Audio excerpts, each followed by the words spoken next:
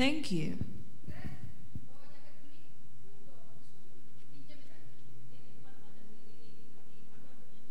But before we continue to our next agenda, this is a moment of silence.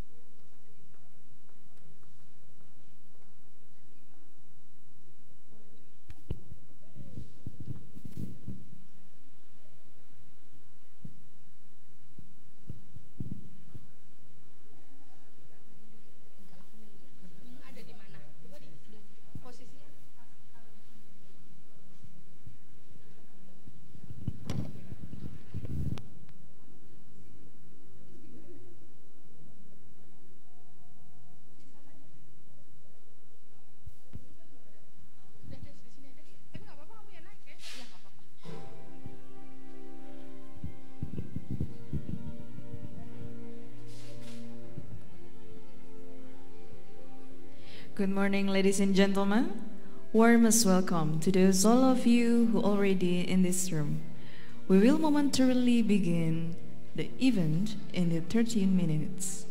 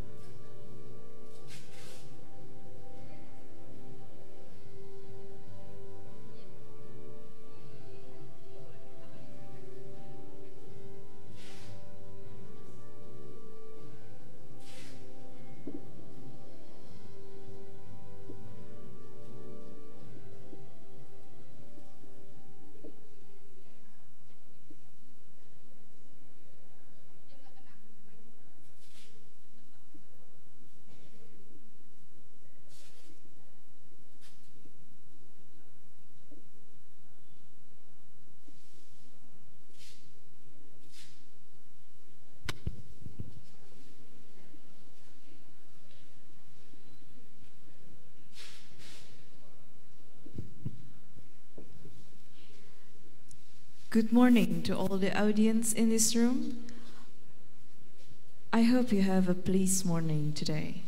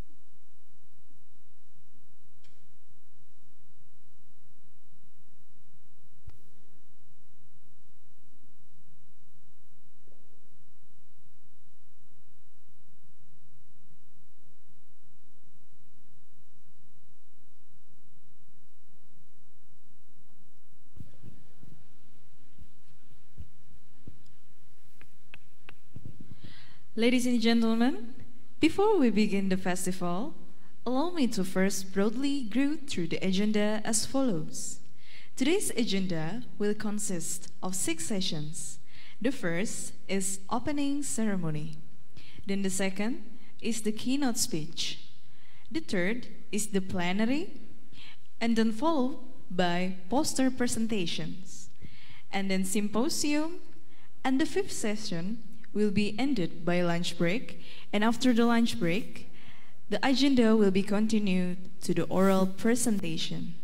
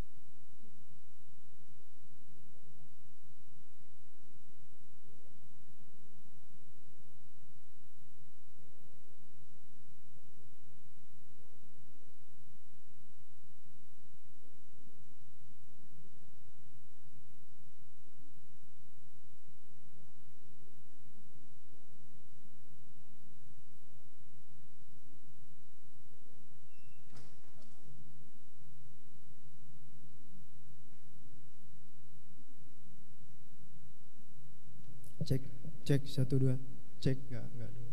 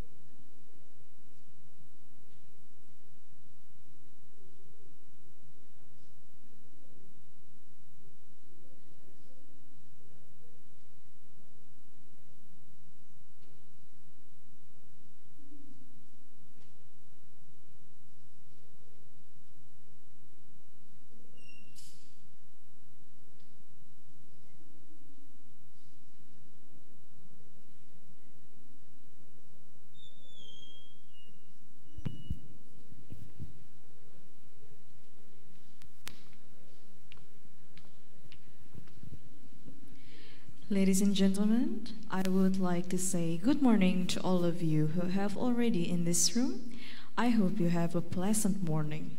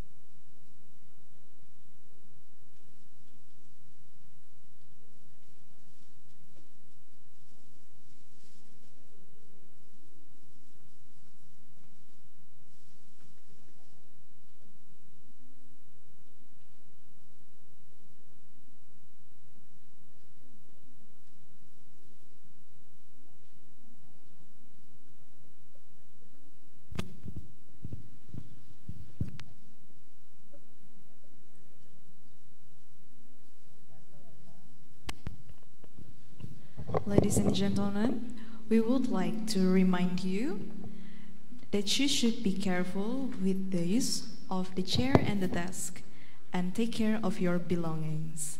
Thank you.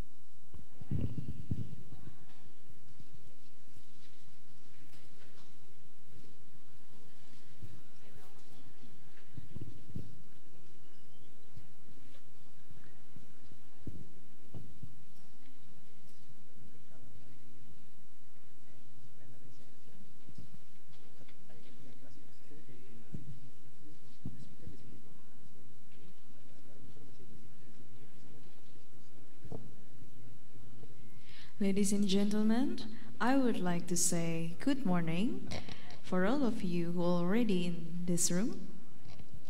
And I would like to remind you that you should take care of your belongings because the condition of the chair and the desk. Thank you.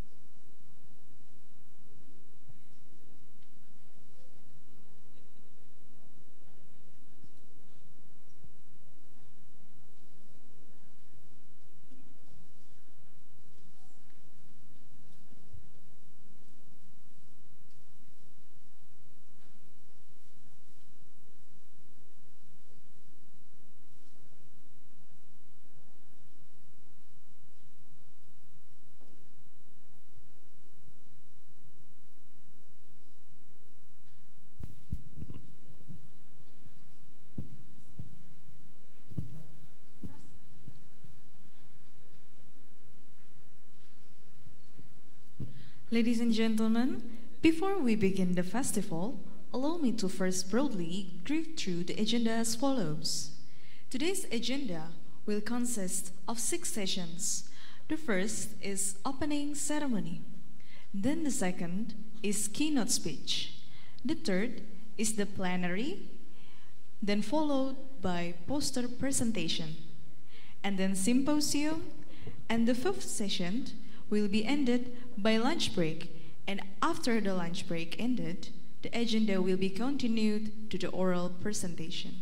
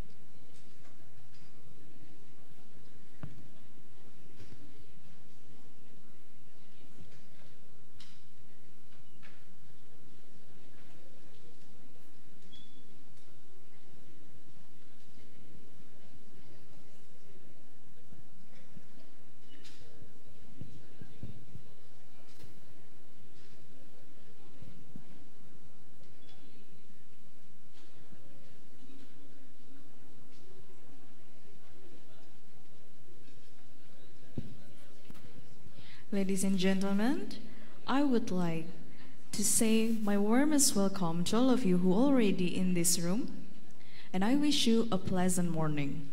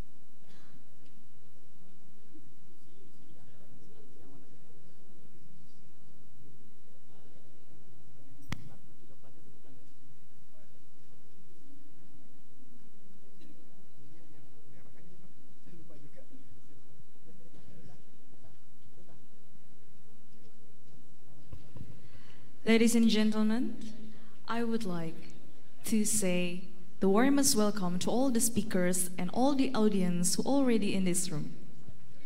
I wish you a pleasant morning, and momentarily we will begin the agenda. Thank you.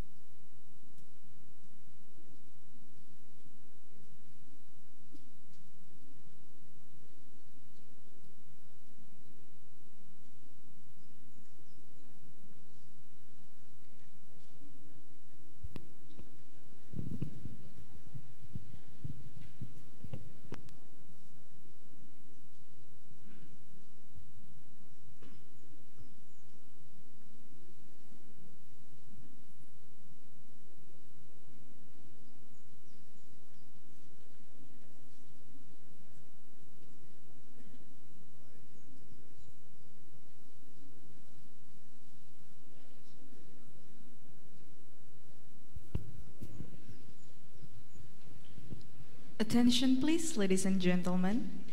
The agenda is about to begin. Please be seated and kindly turn your mobile off or switch to the silent mode throughout the agenda. Thank you.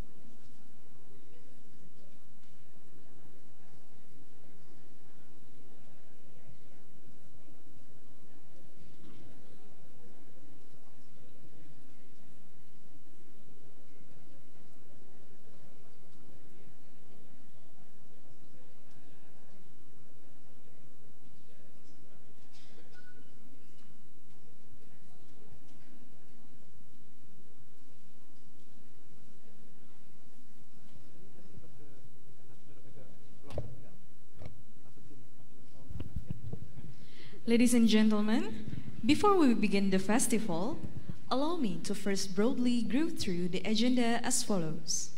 Today's agenda will consist of 6 sessions. The first is opening ceremony. Then the second is keynote speech. The third is the plenary. Then followed by the poster presentation. And then symposium. And the 5th session will be ended by lunch break. And after the lunch break ended, the agenda will be continued to the oral presentation.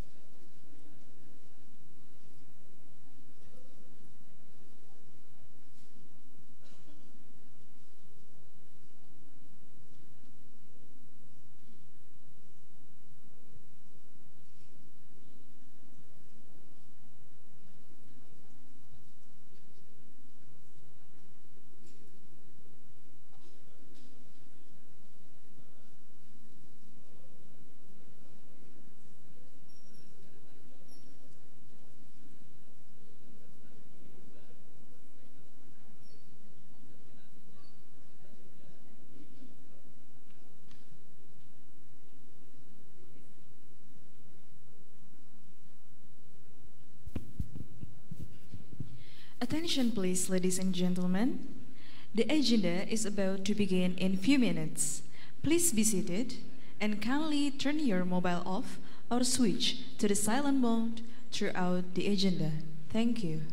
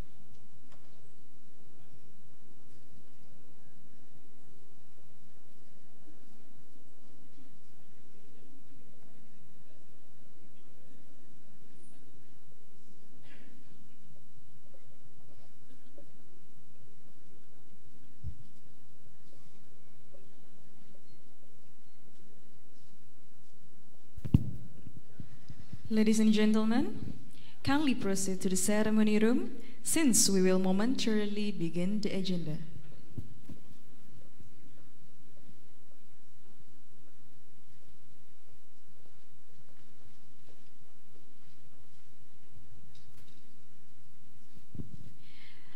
The Honorable Dean and Vice Dean of Faculty of Public Health Universitas Indonesia, His Excellency Director of General Affairs Universitas Indonesia, Chief Organizing Committee of the Second Faculty of Public Health Universitas Indonesia Science Festival, and also the team, the speaker, distinguished guests, and ladies and gentlemen. Assalamualaikum warahmatullahi wabarakatuh.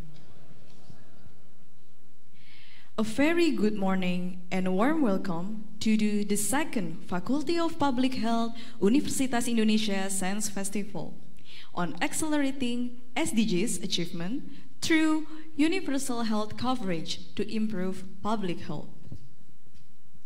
Ladies and gentlemen, before we start the agenda, for our convenience, kindly take a moment to pay attention on the safety briefing from Universitas Indonesia.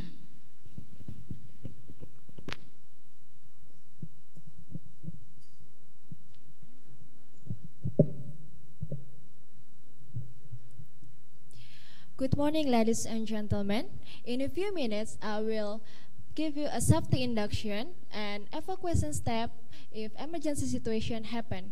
Now, you're currently at Auditorium A, Faculty of Public Health, Universitas Indonesia. This room is located at second floor of A building. This room has two main doors at your right and left side, and the other doors located at your behind side. The fire extinguisher is located outside right next to the main door. If emergency situation happen, please keep calm and don't panic. You can get out through the main door and go to the assembly point. The assembly point is located at parking area of A building. Please prioritize your safety and health because safety culture is our culture. Thank you. Thank you. Ladies and gentlemen, please stand for our national anthem, Indonesia Raya, that will be conducted by Gracia Ivana.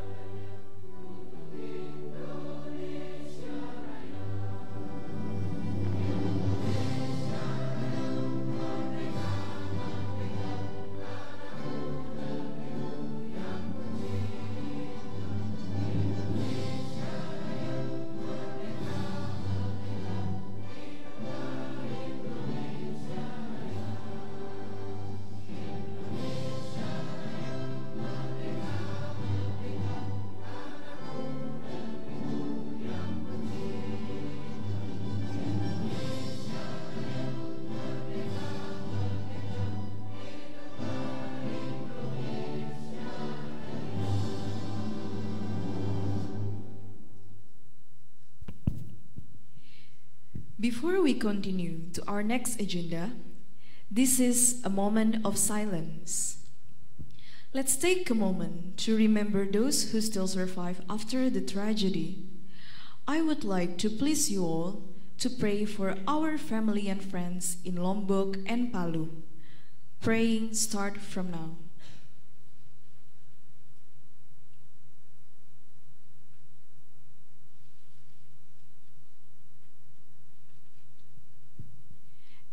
Amen.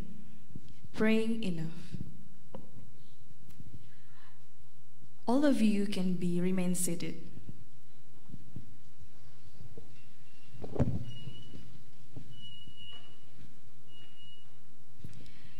Distinguished guests, ladies and gentlemen, opening today's agenda, I would like to invite the Chief Organizing Committee of the Second Faculty of Public Health Universitas Indonesia Science Festival to deliver his welcoming speech. Bapak R. Sutiawan, SCOM MSI, I give you the floor.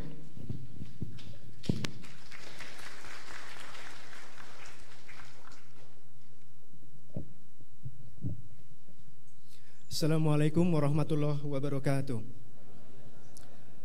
The Honorable Minister of National Development Planning Republic of Indonesia, as represented by Director of Health and Nutrition, Rector of Universitas Indonesia, as represented by Dean of Faculty of Public Health, Universitas Indonesia, the Director of Student Affairs, Universitas Indonesia, the Deans in Universitas Indonesia or representative, all members of Professors Council, Academic Senate, International Advisory Board, and Scientific Committee. Your Excellencies, distinguished guests, dear colleagues, friends, ladies and gentlemen, thank you for joining us. Good morning and welcome. It is a great honor for me to welcome you all to Depok on behalf of the organizers of the Second Faculty of Public Health Universitas Indonesia Science Festival 2018, which consists of the fourth International Meeting on Public Health and second Young Scholars Symposium on Public Health. I would like to express my most sincere gratitude for your presence in this opening ceremony as the gateway to the initiation to our scientific program. To our eminent speakers and delegates who have come from all over the world, I bid you a very warm welcome to Indonesia. We are indeed honored to have you here with us. It's my pleasure to introduce our international guest speaker to everybody here. So please stand up after I mention it. For first one, Professor Eko Suprianto from Malaysia. Please stand up, please. Yeah. Professor Terence Hull from Australia.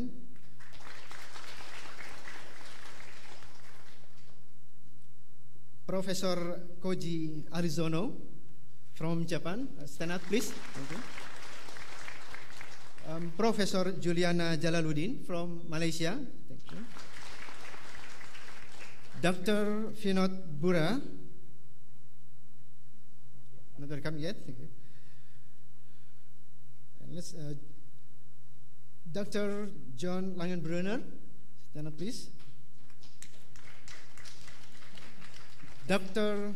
Pratik Gupta.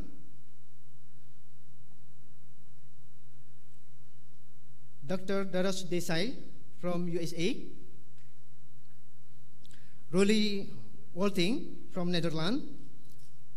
Dr. Kim Kwang Il from WHO.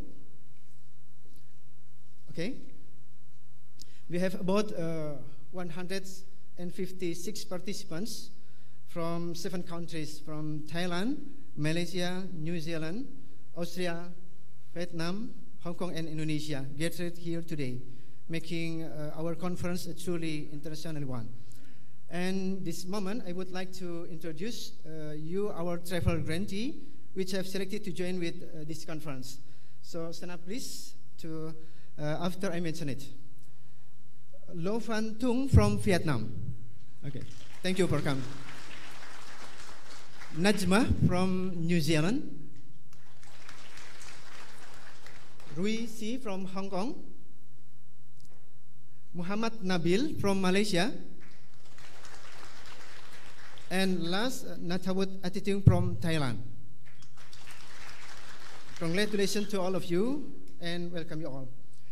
This conference intends to help undergraduates and graduate students from diverse backgrounds in getting enthusiasm about the field of public health. There are too few opportunities for students to learn about and engage with public health professionals. This is the appropriate time to gain the opportunity and to interact with current leaders who will inspire young students to become leaders in public health. And the second Faculty of Public Health Universitas Indonesia Science Festival is also encourage students to creatively make community educative approach through competition session with poster competitions, public health case study competitions, and public service aid competitions, which the winner will be announced on the last day of conference. Finally, we would like to thank all of the sponsoring organizations to providing their support. Hopefully that everyone of you would find the discussion inspirational and rewarding. And I wish everyone a successful and fruitful conference. Thank you. Assalamualaikum warahmatullahi wabarakatuh. Waalaikumsalam warahmatullahi wabarakatuh. Thank you, Bapak R. Setiawan, for the opening speech.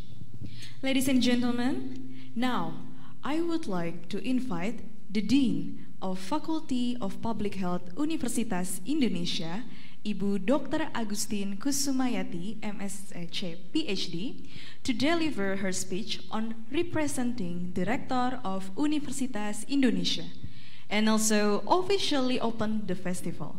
Without further ado, please welcome Ibu Dr. Agustin Kusumayati.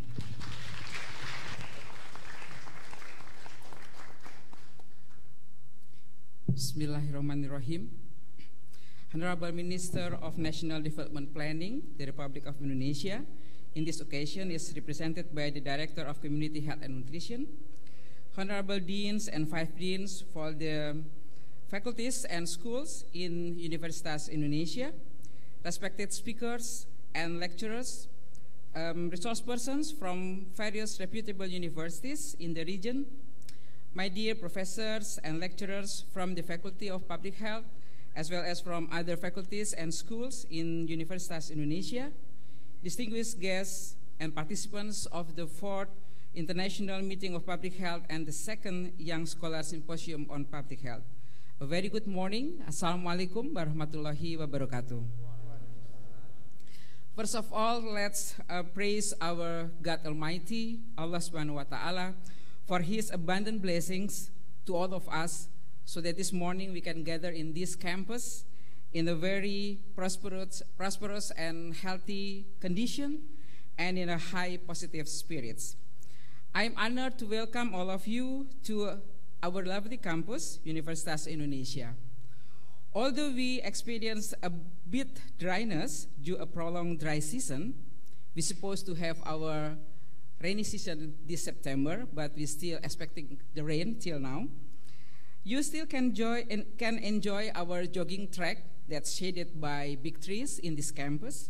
You can enjoy also our forest with its off-road cycling track, and you can also enjoy our lakes that we used to have dragon cannon festival in these lakes.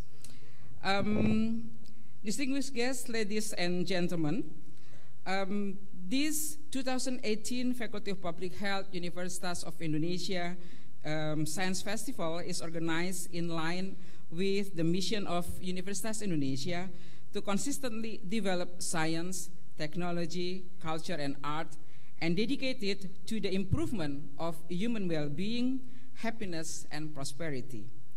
In this event, scientists and professionals of public health from various universities and institutions will meet and share their knowledge, their inventions, and experiences. We really expect that this meeting of minds will result in new ideas that will inspire new innovations in public health. This event is also meant to provide our students with early exposure to international scientific atmosphere. We hope that our young generation of public health will learn a lot from their meetings with respected public health experts from international community. Distinguished guests, ladies and gentlemen, we will not be able to make this event happen without the contributions of many parties.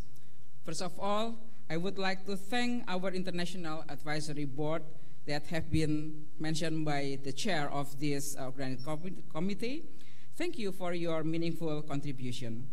I also thank valuable guidance from our steering committee, chaired by Professor Muhammad Anis, Director of the Universitas Indonesia, and the scientific committee, chaired by Professor Sudarto Rono Atmojo. With us here, Professor Sudarto, will you please raise and then greet the participants? Professor Sudarto Rono Atmojo, the chairperson of our scientific committee. My very deep thanks goes to all of our invited speakers and resource persons, especially to those who should take long flight to come to Jakarta. Thank you so much for your valuable contributions that will make this event more meaningful. Last but not least, I am so proud and grateful for the hard working of the organizing committee and all the co-organizers of this event. Let me ask Pak Sutiawan to raise and then greet all the participants. Thank you for your great work. Ladies and gentlemen, for not further ado, so by saying Bismillahirrahmanirrahim, I formally open our 2018 Faculty of Public Health Universitas Indonesia Scientific Festival. Thank you so much for your participations. Have a very fruitful meeting, scientific meetings, and hope that we can learn many knowledge, new ideas from this meeting. Assalamualaikum warahmatullahi wabarakatuh. Waalaikumsalam warahmatullahi wabarakatuh. Ibu Agustin, please remain on the stage to officially open the festival. And I would like to invite Vice Dean of Faculty of Public Health Universitas Indonesia, and also the Chief Organizing Committee of the Second Faculty of Public Health Universitas Indonesia and team to come on stage and accompany Ibu Agustin to officially open today's event. Ladies and gentlemen, opening ceremonies of today's festival will be symbolized by the beating of gong, a traditional instrument from East and Southeast Asia. On the counting of 3, started from 3, 2, 1.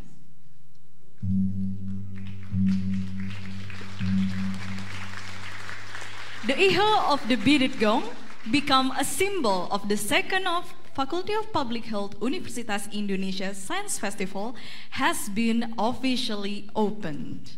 Ladies and gentlemen, this is the second of Faculty of Public Health Universitas Indonesia Science Festival, accelerating SDGs achievement through universal health coverage to improve public health. Ladies and gentlemen, our first agenda today will be the launch of the service unit for students with disability.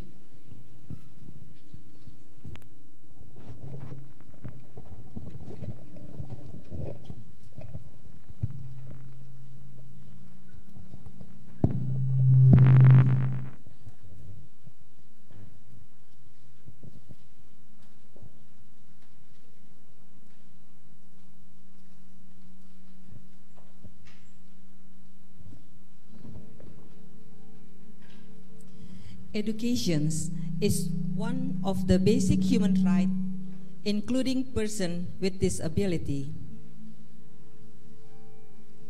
Indonesia has ratified the United Conventions on the Rights of People with Disability and declared Law Number 8 of 2016 on people with disability.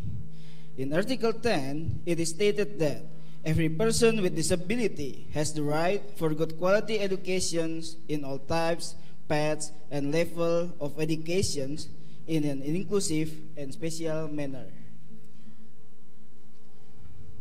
To implement the law nationally, Ministry of Research, Technology and Higher Education has issued Decree number 46 of 2016 concerning special educations and special service in higher educations, and reinforce the government commitment in providing access to education for students with special needs.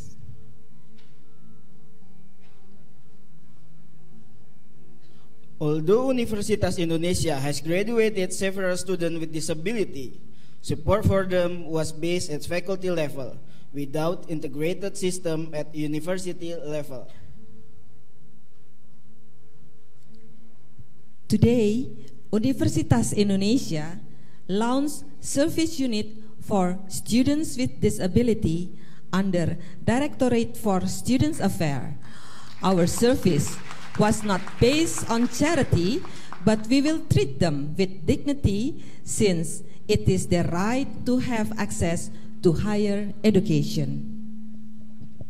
Here we invite Bahrul Fuad as PhD student in social science to represent the hope of students with disability in Universitas Indonesia.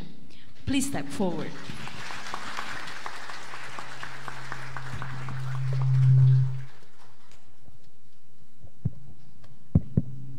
Assalamualaikum warahmatullahi wabarakatuh. Good morning, ladies and gentlemen. I'm honored to be here to witness the launch of service unit for students with disabilities, Universitas Indonesia. As a student with disabilities, I hope this unit can facilitate students with disabilities like me to achieve their dreams. So, thank you. Assalamualaikum warahmatullahi wabarakatuh.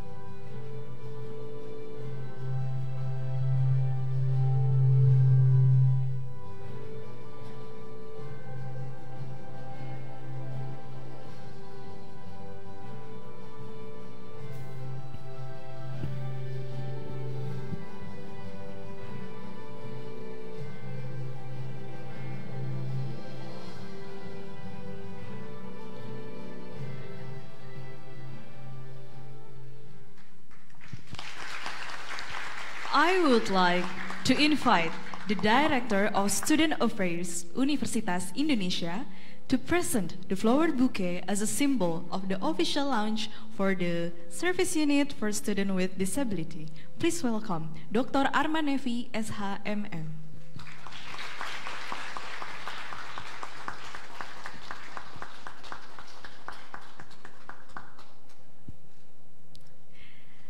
Ladies and gentlemen, please give a proudly applause. And I also would like to invite the Dean and the Vice Dean of the Faculty of Public Health Universitas Indonesia, and also the Chief Organizing Committee of the second Faculty of Public Health Universitas Indonesia Science Festival and team, and also representative from other faculties, and the team of service unit for students with disability for the group photograph.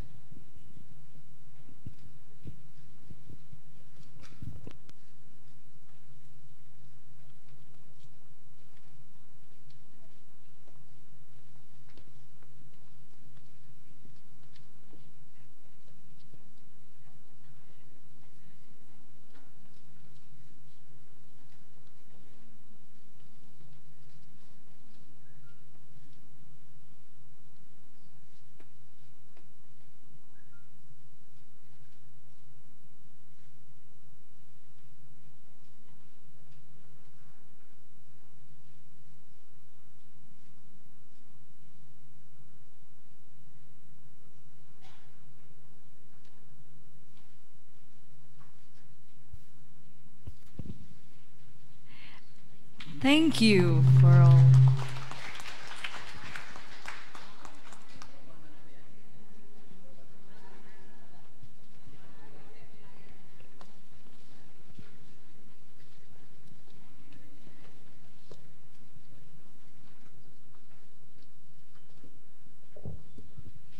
Ladies and gentlemen, this year's festival will give you plenty of opportunities to discuss about intelligence, security, services, financing, policy, and those which are related to public health sectors. Also share knowledge and insights. And I'm also glad that this year we're joined by over 200 participants from various parts of the globe. And on behalf of Public Health Faculty, Universitas Indonesia, I wish you a pleasant and fruitful stay in Indonesia. Well, ladies and gentlemen, today we have glorious opportunity to mix and mingle with our fellow participants from various backgrounds. And so, to kickstart this lovely morning, here together, we'd like to bring a shiny shine for you, a slice from the beauty of Indonesian culture and heritage. Ladies and gentlemen, coming up next, we have a feast for your eyes and yours yet again, because our dancers are ready to enthrall us all with magnificent moves and rhythm from Indonesia, specifically Jakarta. Ladies and gentlemen, without further ado, we present to you, welcome yet again on stage, Tatranesa Dance Group with the Renggong Manis Dance.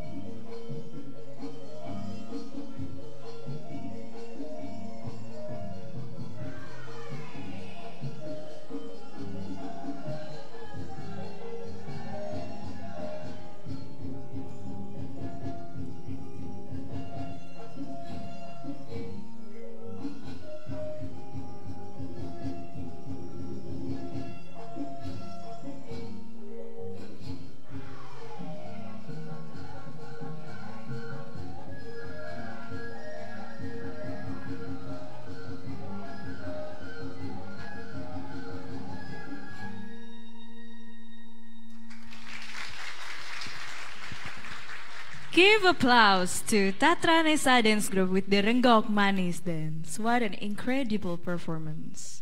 With the gratitude being expressed, we now come to the end of our opening ceremony this morning. Distinguished guests, ladies and gentlemen, we are now entering the next session of the agenda.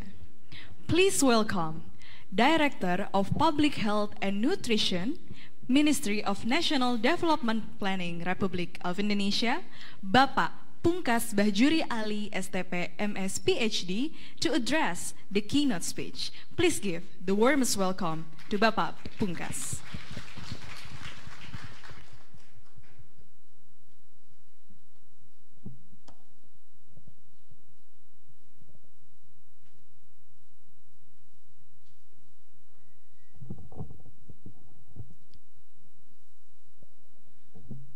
Good morning, Assalamualaikum warahmatullahi wabarakatuh. Ibu Dekan FKM UI, oh sorry, this will be in English. Ibu Dekan FKM UI, Profesor Dr. Agustini Kusmayati, Professor Terry, Prof. Budi, committee, and all participants of this morning sessions. I would like to convey the message of our minister that we are glad to be here.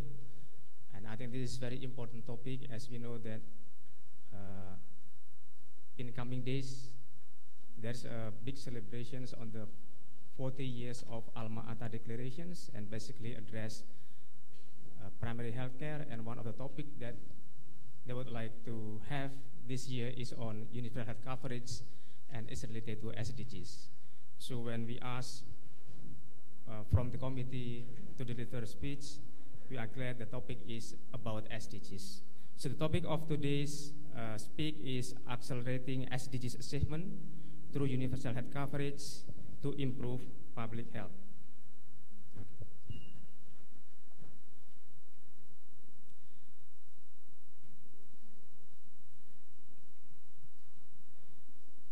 Okay, next slide, please.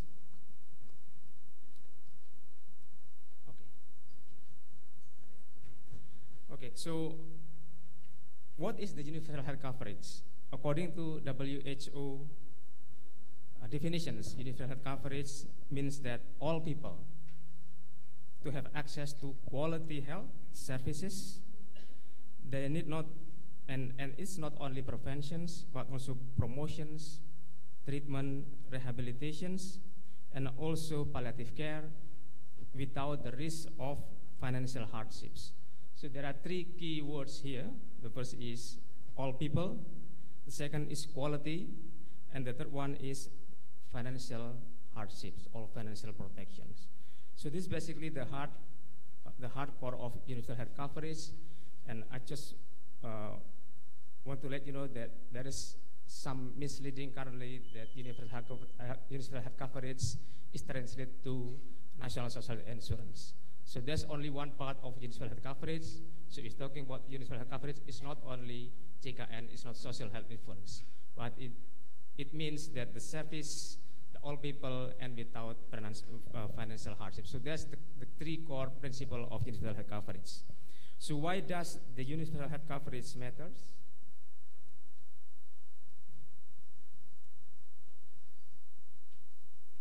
Universal health coverage is the hallmark of the government commitment to improve the well-being of all citizens. It has a direct impact on population health. By ensuring the access to quality health services, people can be more productive, and our children can be healthy and doing well at school. At the same time, by having financial risk protections, people are prevented from being pushed into poverty when facing catastrophic health expenditures.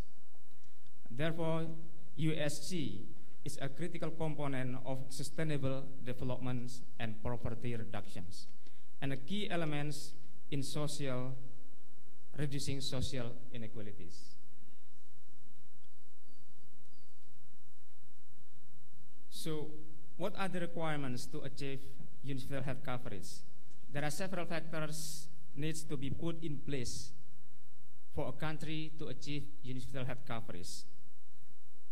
The first is a strong, efficient, and well-run health system that meets priority health needs through people-centered integrated care.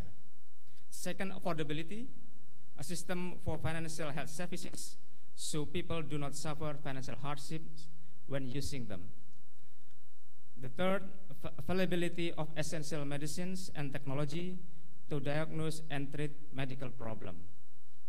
I just wanted to elaborate this, the third factors in achieving universal coverage, and recently it becomes more issues, especially in Indonesia when we have a big gap in providing medicines, especially when we want to achieve SDGs. There are three main diseases that we want to tackle: HIV, AIDS, malaria, and all of those are the requirements for medicines are quite big, and we have a bit challenges in providing the affordable medicines. For example, currently we don't have any mechanisms to procure the medicals with much affordable prices, which is international financial facilities. So we are working on that. Fourth is sufficient capacity of well-trained, motivated health workers to provide the services to meet patient needs based on the best available evidence. And fifth is actions to address social determinants of health, such as education, living conditions, household incomes, which affect people's health and their access to services.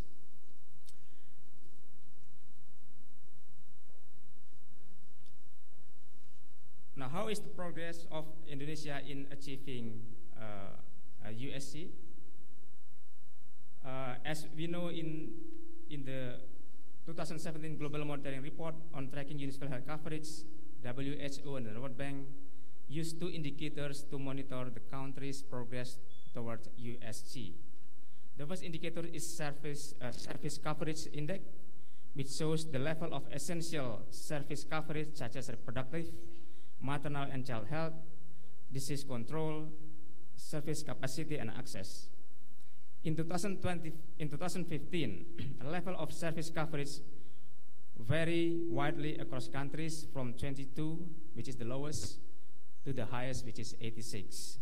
And Indonesia is somewhere in the middle with the index of 49. However, compared to other countries in Southeast Asia regions, the coverage of essential services in Indonesia is still low, indicating there are segments of the population who do not have full coverage with essential health services. Meanwhile, in the aspect of financial protections, Indonesia's progress seems quite promising, with 3.61% populations facing catastrophic out-of-pocket payments for health exceeding 10% of household total expenditure.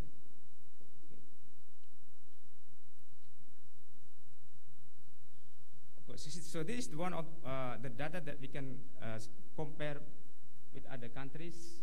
As I mentioned previously, if you look at the index that has been developed by World Bank and WHO, we are here somewhere in the middle, a little bit lower, 48. Yeah. But on the financial protections, I think we are quite good, because 3.6% households are suffering from catastrophic expenditures. And I think one of the big outcome that we would like to achieve through universal health coverage through JKN is reduce unmet need. And we'll see later on the slide how we progress. So basically, it measures whether individual or household that has a need with medical care but cannot afford it. And in the past 10 years, I think we have a very progressive achievement, and it has been reduced up to 3.61% of the household.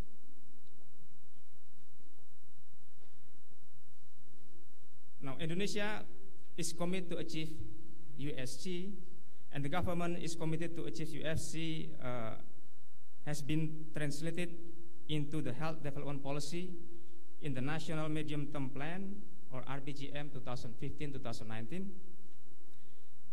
And the objective of the health development in that medium-term plan is not only to improve our status of national health and nutrition, but also to improve healthcare services, equity, and financial protections.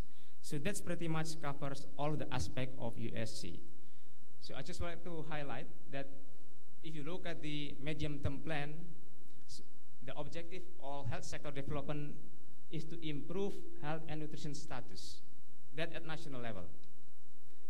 But we realize that in the past medium-term plans, this is something that is not ideal, because if we really want to achieve the first objective, we can easily ignore our colleagues, our people in the eastern part of Indonesia, Papua, Maluku, Nusa Tenggara. The population is quite low compared to, for example, East Java or West Java, for example. So if you want to achieve the first goal, you just concentrate in Java and Sumatra, and they will achieve all this development status at national level. But that leaves big gap, especially in our population in the eastern part, and that does not align with the SDG spirits, which is no one left behind. So we formulate the equity as one of the primary goal of health development, also financial protection. So those three are the main goals. So it's not only achieving at the national status, but it has to be equitable as well as protected people from financial hardship. And those, if you look at the target in the medium-term plan, is quite vary, and they also reflect the government priority to invest in the health system strengthening that will enable people to achieve healthcare services needed, which are high quality with less financial hardships. And this health system strengthening is also something quite new. We are focusing on health systems in the last medium-term plan, because we realized that if we only focus on vertical programs such as delivery of HIV, TB, malaria, and other diseases, we won't be able to achieve the target, because the health system is very important. The health workers, the financials, the management, information systems are very instrumental in achieving this goal. So if we only focus on the delivery, then we will not achieve the targets. So we have the target on, if you see here, so this is basically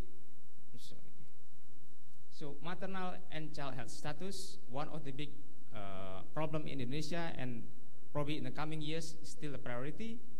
The second is disease prevention and control.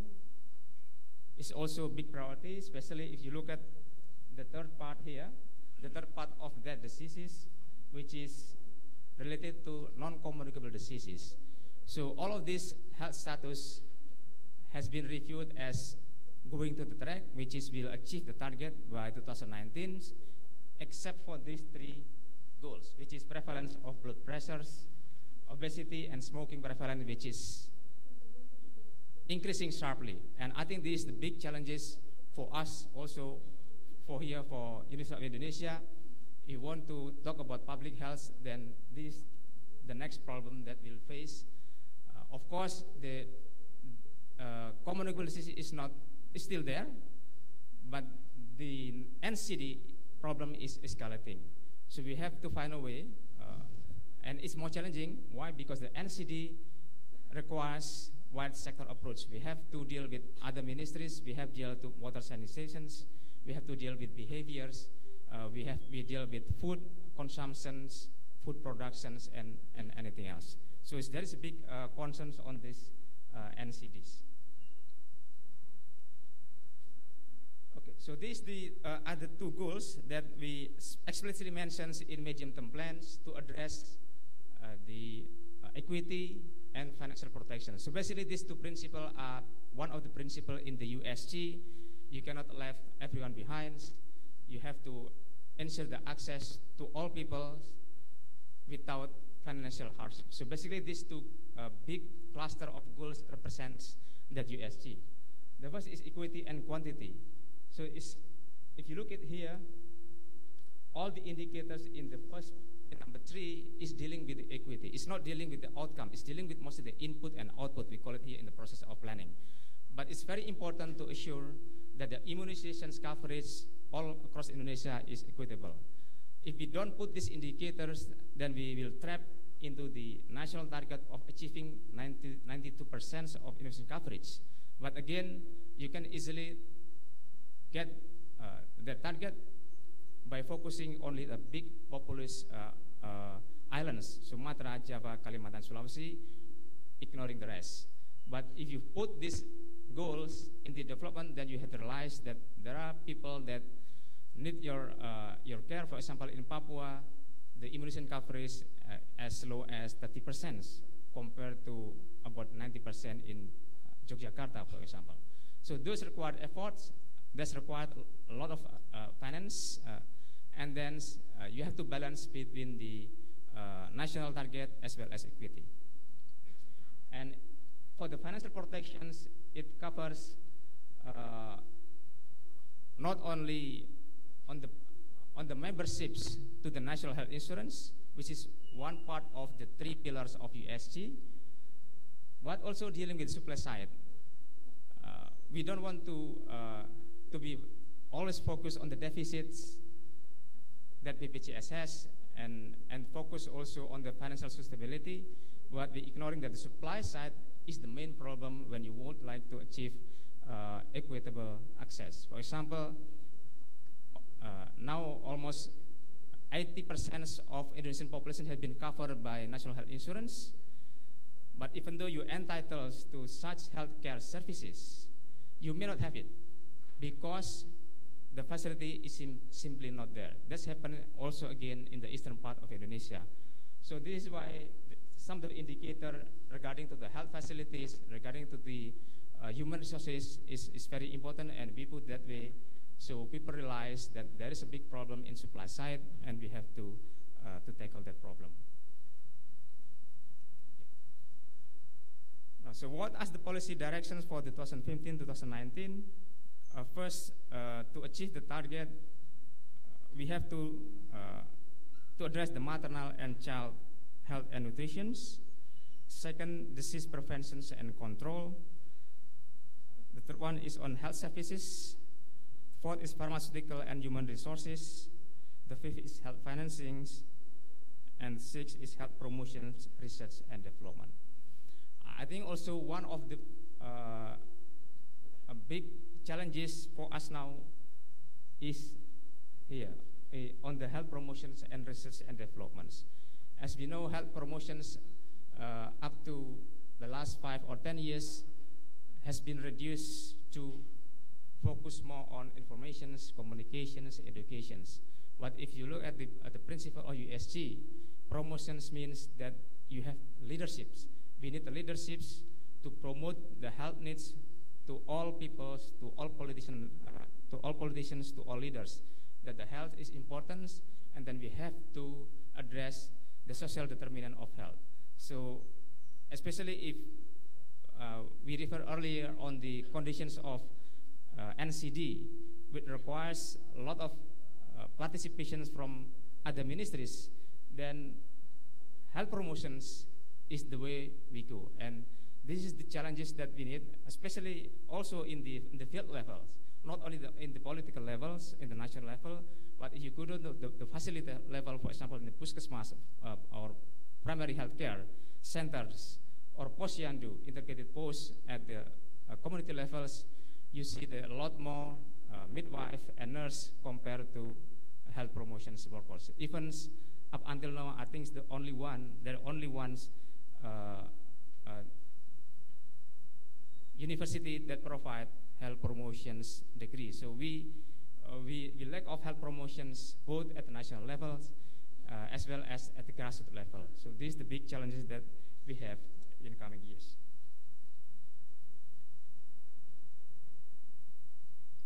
Now, one of the principles of USC is ensuring access to essential health services. So in ensuring people access to essential health services without financial hardships, the government of Indonesia introduced National Health Insurance or JKN in 2014, with the principle of no one left behind. Everyone is required to have health insurance. So it's mandatory for Indonesian citizens to be part of national health insurance. And we have a target at least 95% of populations being covered by social health insurance by the end of 2019.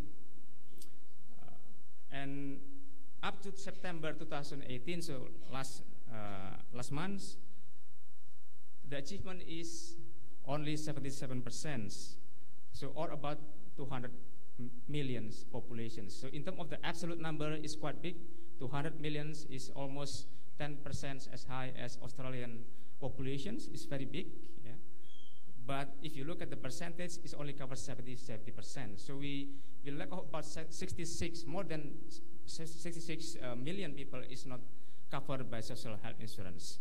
So that's the challenge. And almost half of that numbers is poor or near poor populations, i.e. 40% of the lowest income people whose premiums are paid by the governments. So this is the trend of premium beneficiaries assistance from the governments, 92.24, and we already set in the national target to achieve 107 million populations, but we not come to there yet. That is not because of the financial limitations. That's not because of we don't want to achieve it, but it's simply because some administrative problem, which is we don't know who they are. So we would like to provide them with assistance, but we don't know who they are. I mean, you cannot see it on the database. So that's the problem. And this problem not lies between the Ministry of Health or BPJS. It lies with other ministries, such as Ministry of Social Affairs and then Ministry of Home Affairs and others, because to be eligible to have subsidy from the governments, you have to have, we call it here NIK, National Identity Number. And up to now, even though in theory most of the Indonesians have NIK, but in practice, there are a lot of people still doesn't have NIK. So even though we are ready to pay the premium for the poor, 107 million people, but we couldn't find them in the database. So you can see here that the problem is not only on the Ministry of Health, on the health sector. It's problem with system informations. And so that's why SKN, social health system strengthening is very important, because in order to achieve financial protections to healthcare, you need as simple as system information that is very accurate, and that is not present in Indonesia right now. Okay, so this is an example of how we can deal with other sectors. And this is the up to September, 77% populations, about 200 million people are covered by national social health insurance. Okay.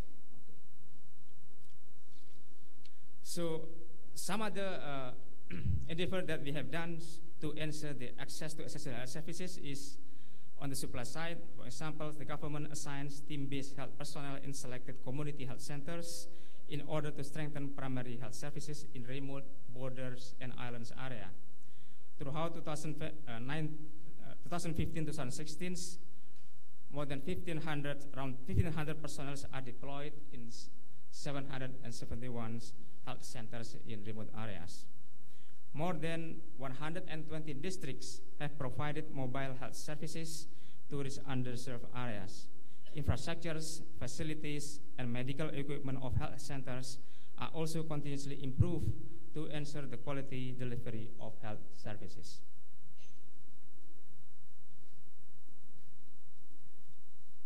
As a result of that effort, the unmet need of healthcare service has been decreased consistently from 2006 up to 2016. So in the last 10 years, we saw a consistent decrease of unmet need of healthcare. So unmet needs basically is people who are sick and their activities are interrupted by the healthcare, but they cannot go to health services. So in 2006, for example, about 10% of people who are sick and they're supposed to go to health services cannot afford it. So this has been reduced to 3.6, 4.3 in 2016, and we have targeted to reduce up to 3 or 2 in 2019. So part of this is because of social health insurance. It's not all because of social insurance, also because of we provide a lot of health facilities, but social health insurance also play a big role in there. And if you look at the discrepancies between provinces, you see here, like Aceh, the unmet need is quite low as 10%, but in Sulawesi Tenggara, Nusa Tenggara, Kalimantan, Gorontalo, basically in the eastern part, they are still quite big. That's partly because of the facility is simply not there, or is there, but it's very difficult to access because of geographical barriers. And those are the achievements in unmet need. So what are the challenges, especially if you talk about the national health insurance? The first, of course, is the coverage. Our study in 2017 shows that demographic transitions. Sorry. So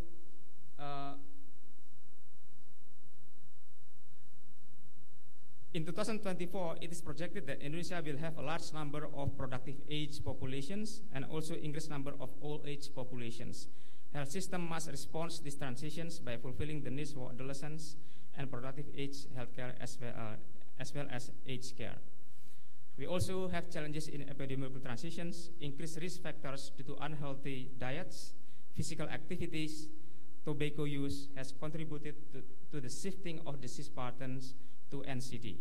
We must put more attention in promotive and preventive actions as well as behavior change communications.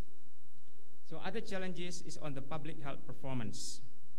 Our study in 2017. Okay. So this is quite very strong word. Public health performance decreases after implementation of JKN. I think it's very strong propositions, and we meant only to provoke you, the scientific community, to check whether this is the phenomenon that happened in the field or not, and we are rely on you on this. But our study in 2017 shows that after the implementation of JKN, or social health insurance, public health performance decreases as indicated by decreasing immunization coverage and contraceptive prevalence rates after 2014. So this after 2014 is the year when we implemented national social health insurance.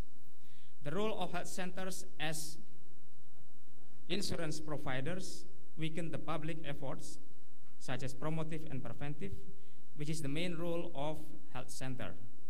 Heavy loads of administrative works for health personnel also contributed to less outreach activities. If you go to health centers and you find a nurse or midwife, their job is not only serving the patients, but they're sitting in front of computers, filling the reports, and then they have to sitting in the computers to fix the information system problems, and then they're dealing with the money that they counted and reported. So accounting, as well as information technology specialists, as well as administrative specialists. Those actually the bidan and perawats, also new professions right now. So we feel that this is something that we need to fix, and I think this is one of the implications is that the outreach or the primary health, public health services has been decreased. As you can see here by the trend of, it's very clearly the immunization coverage is decreasing after 2014, and also CPR, even though this has been a long decline, but you see it more profound in the last several years. Okay, so how to achieve USC? The health system strengthening is something that is required.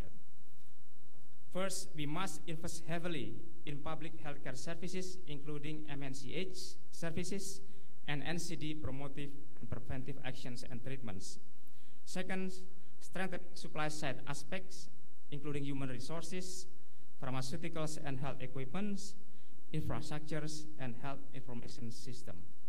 Health information system is very interesting if you would like to go deeper into these issues, because there are a lot of health information system which is intended to help us in streamlining all the services, but sometimes it happens in the other way. It creates burdens because health system is new and is not connected each others, and sometimes it creates burden to health workers. So this is one of the big area that we'd like to investigate in the next medium-term plan.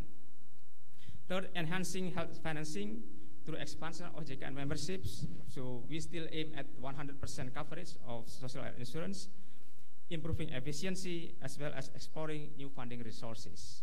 We have very big issues in efficiencies, and I think we need like to hold this, especially to talk about efficiencies. Fourth, strengthening governance sectoral approach to address social health determinants. Now, primary health care strengthening. So this is the result of our study last year. In order to strengthen our primary health care, several needs to be taken. First, main task and function of health centers as regional health coach needs to be strengthened in providing technical guidance, clear roles, authorities, and health centers and adequate resources. Now, health centers currently is more focused on the curative side because there's a big incentive in doing it because the health center is part of social health insurance providers, and the one that has usually attract incentive is something that you will be emphasis on. Second, the role of health center of insurance providers should not weaken their roles as district health office technical unit that prioritize, promotive, and preventive efforts. Health centers are encouraged to improve their financial management, recruitment policy to fulfill the needs of public health, analyst administrations, accounting, and IT personnel. So we will encourage revisions of moratorium policy. Currently, we have moratorium for public officials, except for three: medical doctors, nurse, and midwife. But in the same time, it promotes a lot of curative care, and we almost forgetting the promotive and preventive workers. Increase financing for public health efforts in health center through BOK. And if you look at the districts, most of the districts now depends on central transfers, which is BOK, special transfer for the governments. And there is a very big financing from the local financing. Affirmations of deployment of health workers, medicines, and health professionals, and development of district health office capacity building programs.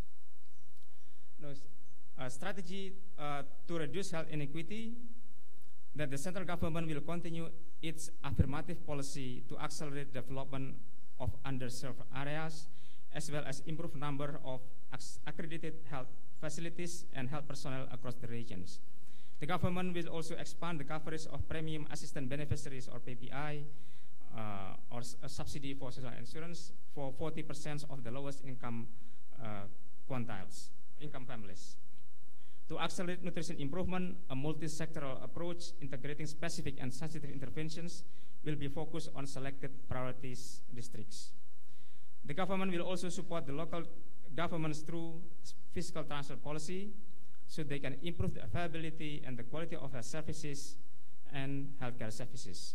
So this, I think, is quite a dilemma.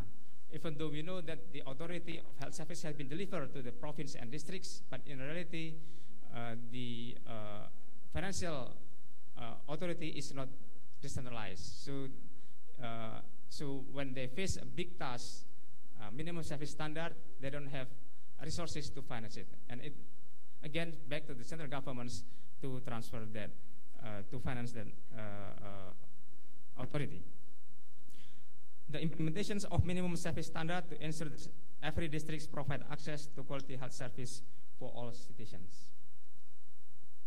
So this is the strategy that we would like to adopt to reduce inequities. So we have several mechanisms. First, from central governments, this is to address the social economy inequities, which is we provide subsidy for social insurance, affirmative policy for supply side as well as health workers, to especially for those who are living in DTBK, in remote islands. We have also nutrition improvement program, which is mostly happen to those who are poor. And then also in terms of fiscal transfers, we develop at least 3 types of transfers. First is regular. Regular is similar across regions, so everyone can access it. But if you talk about affirmative and assignments, it's only those districts are eligible to that financing. So this is specifically designed to reduce inequalities. And of course, if the minimum standards has put in place and it works perfectly, then it's a tool of reducing inequities. Baik sekalian, saya kira demikian. Terima kasih atas atensinya. Thank you for the opportunity. And those are the the plan that we have, and we encourage you, and we are welcome to any inputs for the development of the next 5 years, which is started next 5 years plan, which is started next year. Terima kasih. Assalamualaikum warahmatullahi wabarakatuh. Waalaikumsalam warahmatullahi wabarakatuh.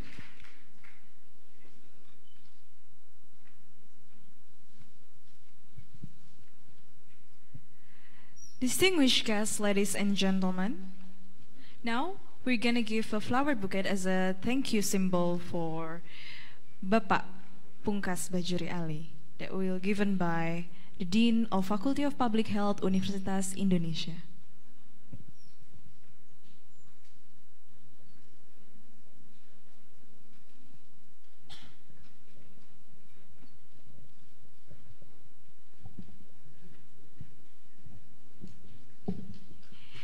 Give applause to Bapak Pungkas Bajuri Ali as our keynote speech. Distinguished guests, ladies and gentlemen, we're now entering the next session of the agenda. We have plenary session 1 with demographic, epidemiologic transition, and SDGs. Together with us all, the speakers for this session, His Excellencies, Emeritus Professor, Australian Demographic and Social Research Institute, Australian National University, Professor Terence Hall, MA PhD, and Professor of Faculty of Public Health Universitas Indonesia, Professor Dr. Budi Utomo, MPH PhD. And this session will be conducted by Professor Dr. Sudarto Rono Atmojo, SKM MSc, as a moderator, who has done his Master of Science in Medical Demography in London School of Hygiene and Tropical Medicine. With my honor, I present you Bapak Sudarto Rono Atmojo.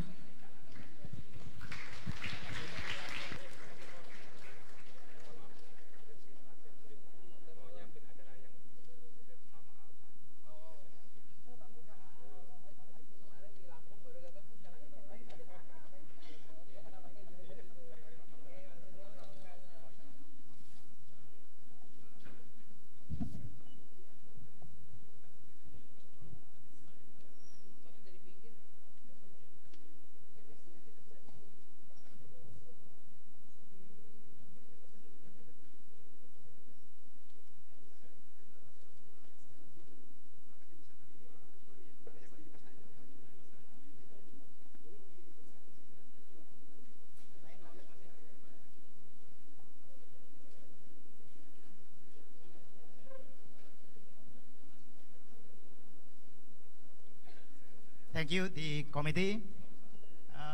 Before we start with this next session,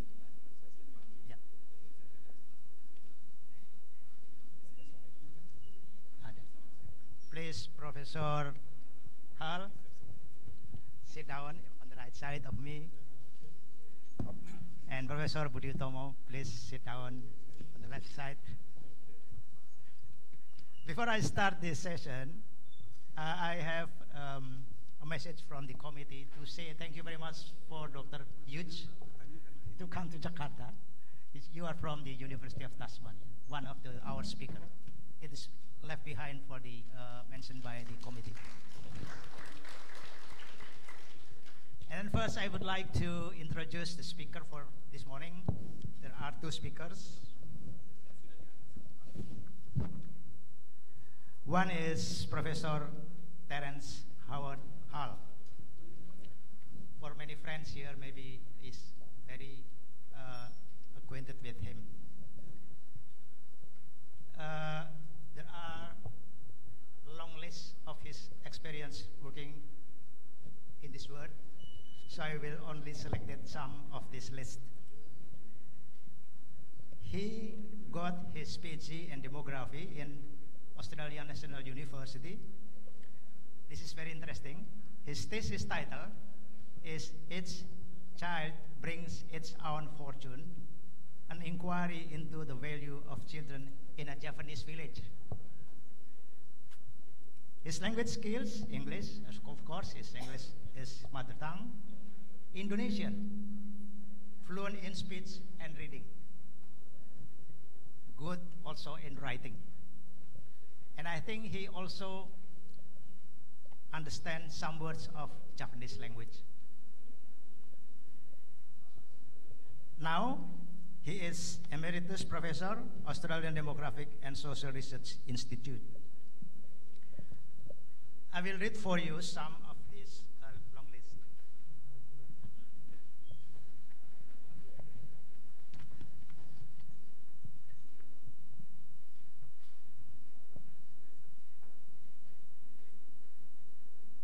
In 1995, he is working as assistant to the Asian Development Bank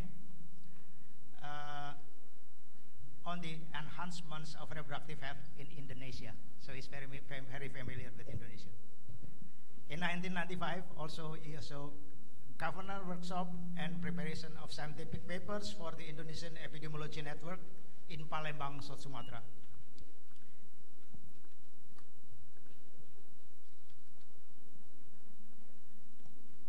He also very active in the international and professional organizations and philanthropic foundation. In 2012, he is a member of International Steering Committee of Asia Pacific Conference on Reproductive and Sexual Health and Rights in Manila 2014. And this is very long also list of his activities in the professional organization and philanthropic foundation.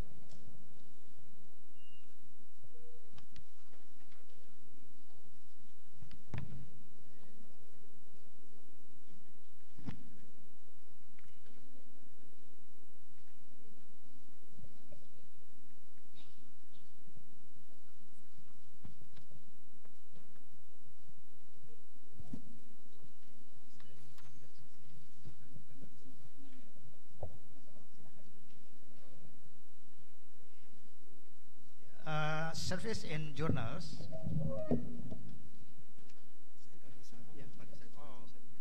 It's okay. He is also editorial board in the ASEAN Pacific Resource and Research Center for Women.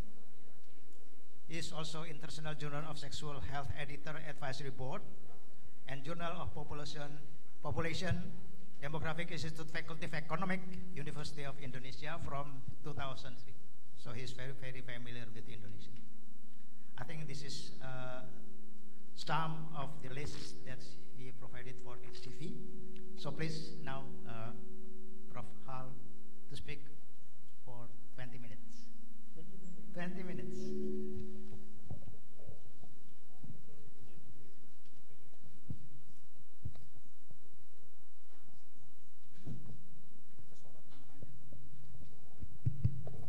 Thank you very much for, I'm glad you didn't read the publications.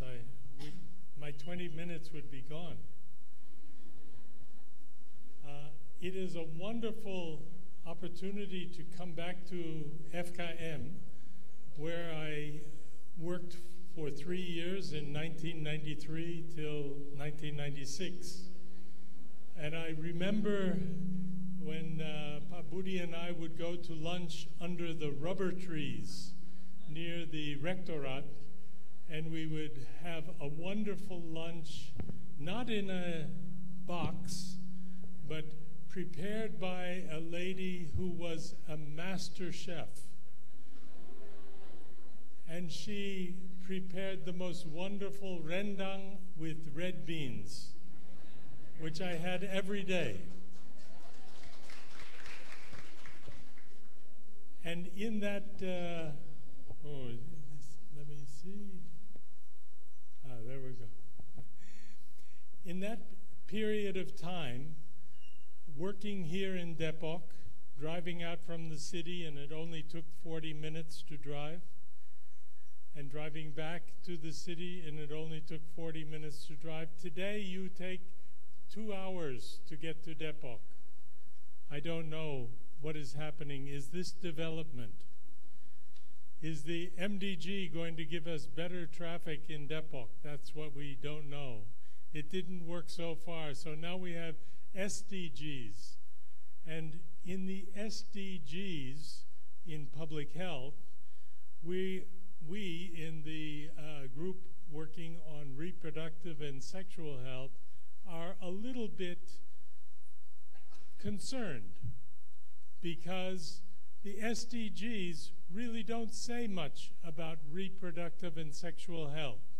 It says about MMR, maternal mortality ratios, but reproductive and sexual health, which as you know is the right of everyone in the room, it doesn't say very much.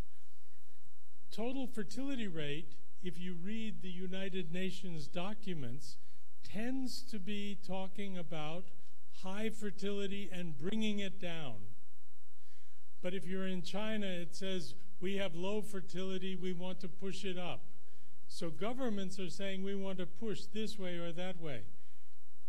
The actual human rights definition says, don't push, help us, pull us. Sexual rights and knowledge are totally sidelined in SDGs. We have in our society many different forms of sexuality that are not recognized by governments, not recognized and not tolerated by many people.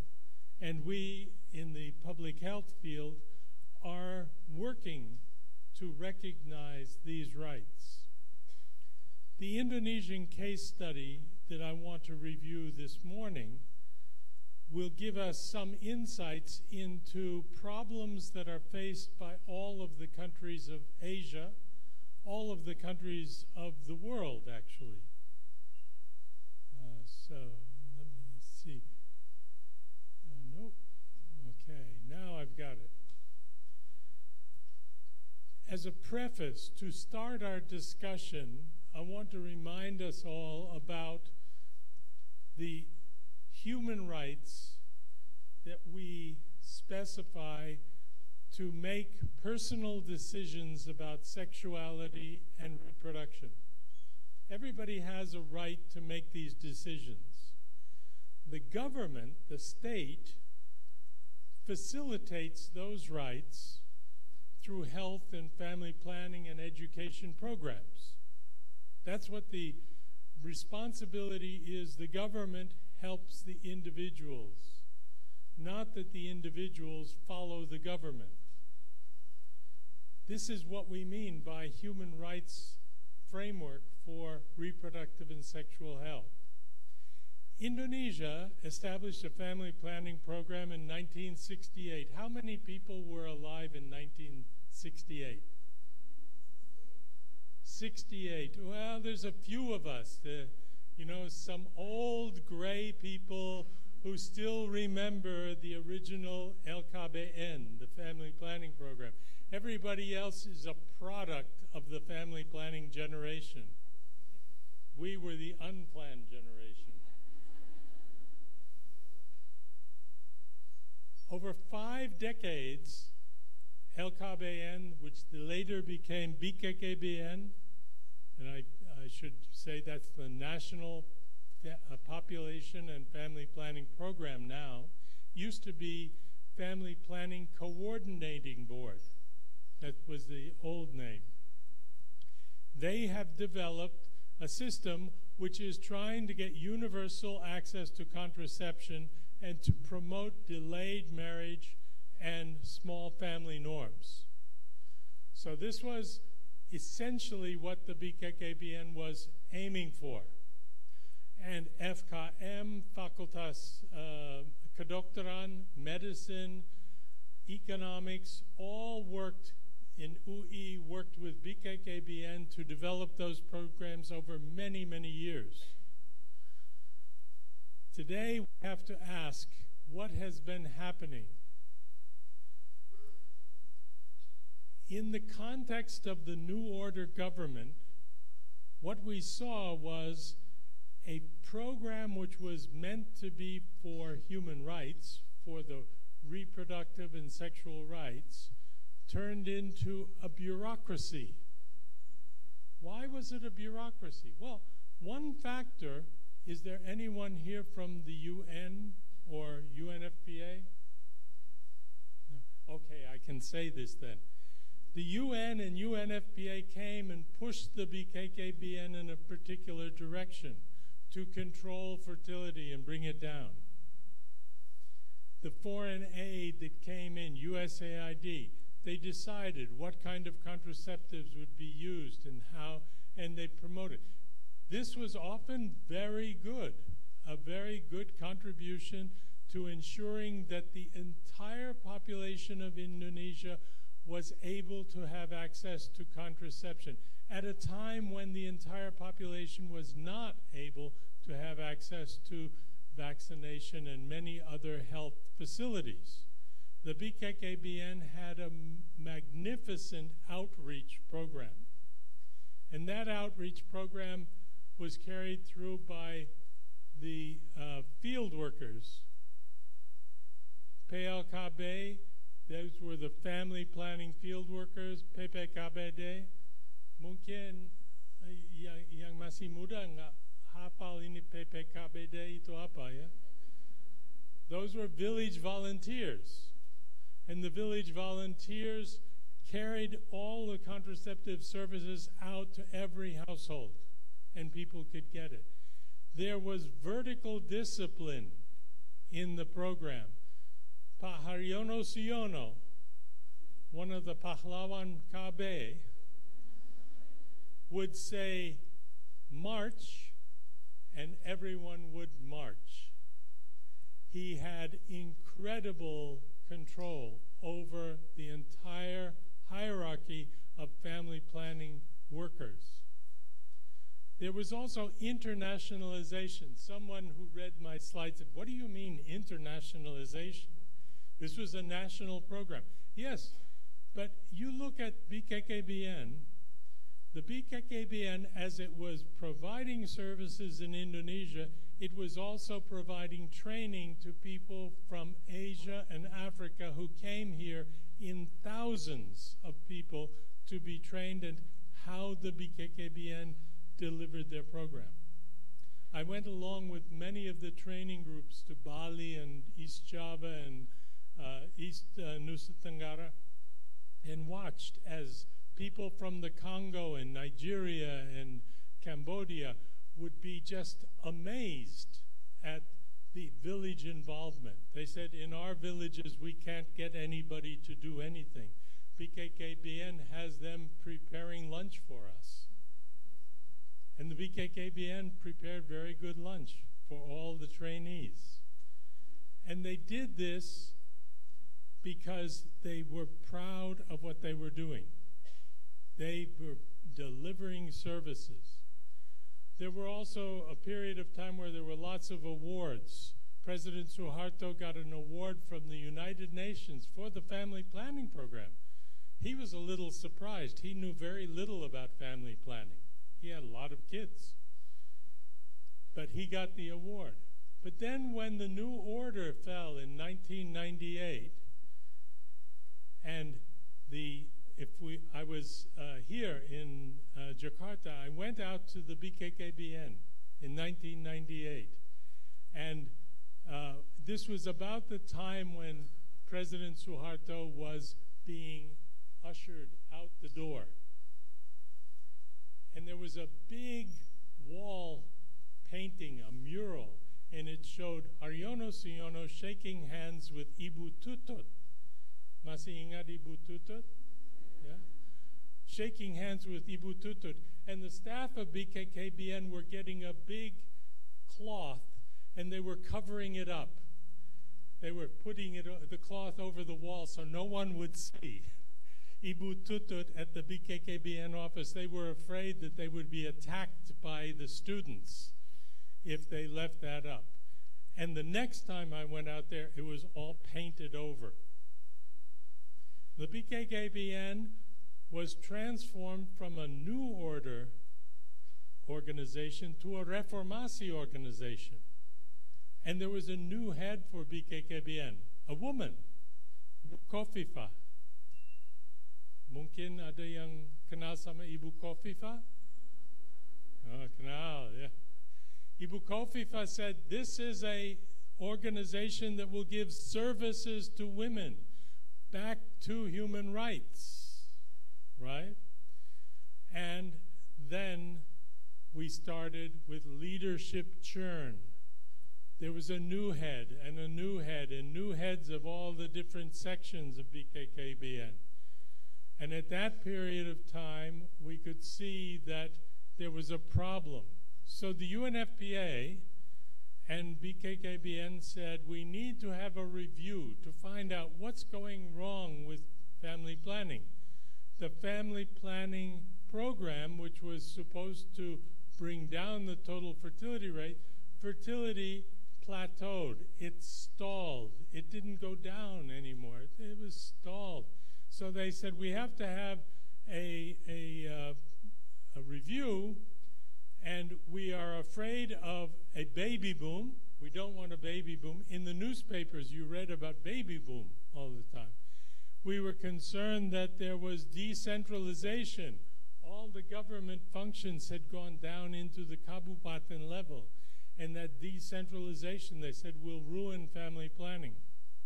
And there was concern that the young people, all those people in the back there, would not pay attention to family planning because the BKKBN would no longer be able to give them information. And there was a concern about adolescents. Adolescents, they said, need to be protected so they don't get married too young, so they don't have sex and not use contraception. They get premarital sex, premarital babies. So they didn't want any of that. So a report came out. I did the review along with Professor Henry Mosley from Johns Hopkins University. And we looked, and the first thing we saw was that the fertility rate was actually overstated. The data were wrong. Contraceptive mix had declined. Instead of lots of different kinds of contraception, there was more and more just one kind of contraception.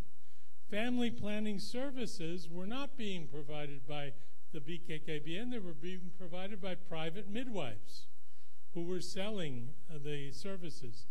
And in the institutions, there was confusion and conflicts. This report was released 10 years ago, 1 decade. So today, what we're really wanting to think about is what has happened in the last decade. This report said we need to have better services. Well, the fertility overestimation, the first thing we can look at is the DHS. If you look at these two symbols here, at 2.6, the DHS said fertility was stalled at 2.6. But each DHS allows you to look at fertility on the day of the DHS, and then also ask the women, when did you have your last birth? And they look 5 years in the past. So we could see that each DHS was saying it was stalled, but each DHS also said 5 years ago it was higher. So that's a puzzle. Why would you have such a system where the DHS on the day was saying we're going down, but in between the two DHS it's saying we're the same? And the census and the intercensus survey was much lower than the DHS. The TFR was lower. So demographers like Pak Budi Utomo and Wendy Hartanto from BKKBN, everybody was confused. And we started looking at this, and we adjusted from these numbers down to these numbers. This was the real result for the DHS. And we said, well, is it stalling? Sort of, but it's stalling at a much lower level. So why did we have that problem? The problem was the DHS didn't look at single women. Why? Because the survey is a survey of married women, ever married women. And the survey goes to the door and says, are there any ever married women? Yes, yes, here's some ever married women. They didn't say, are there any single women? No. Why? Because I don't have to fill in a form for single women. And the single women are often Malaysia, or the single women are often Saudi, or the single women are working in the city.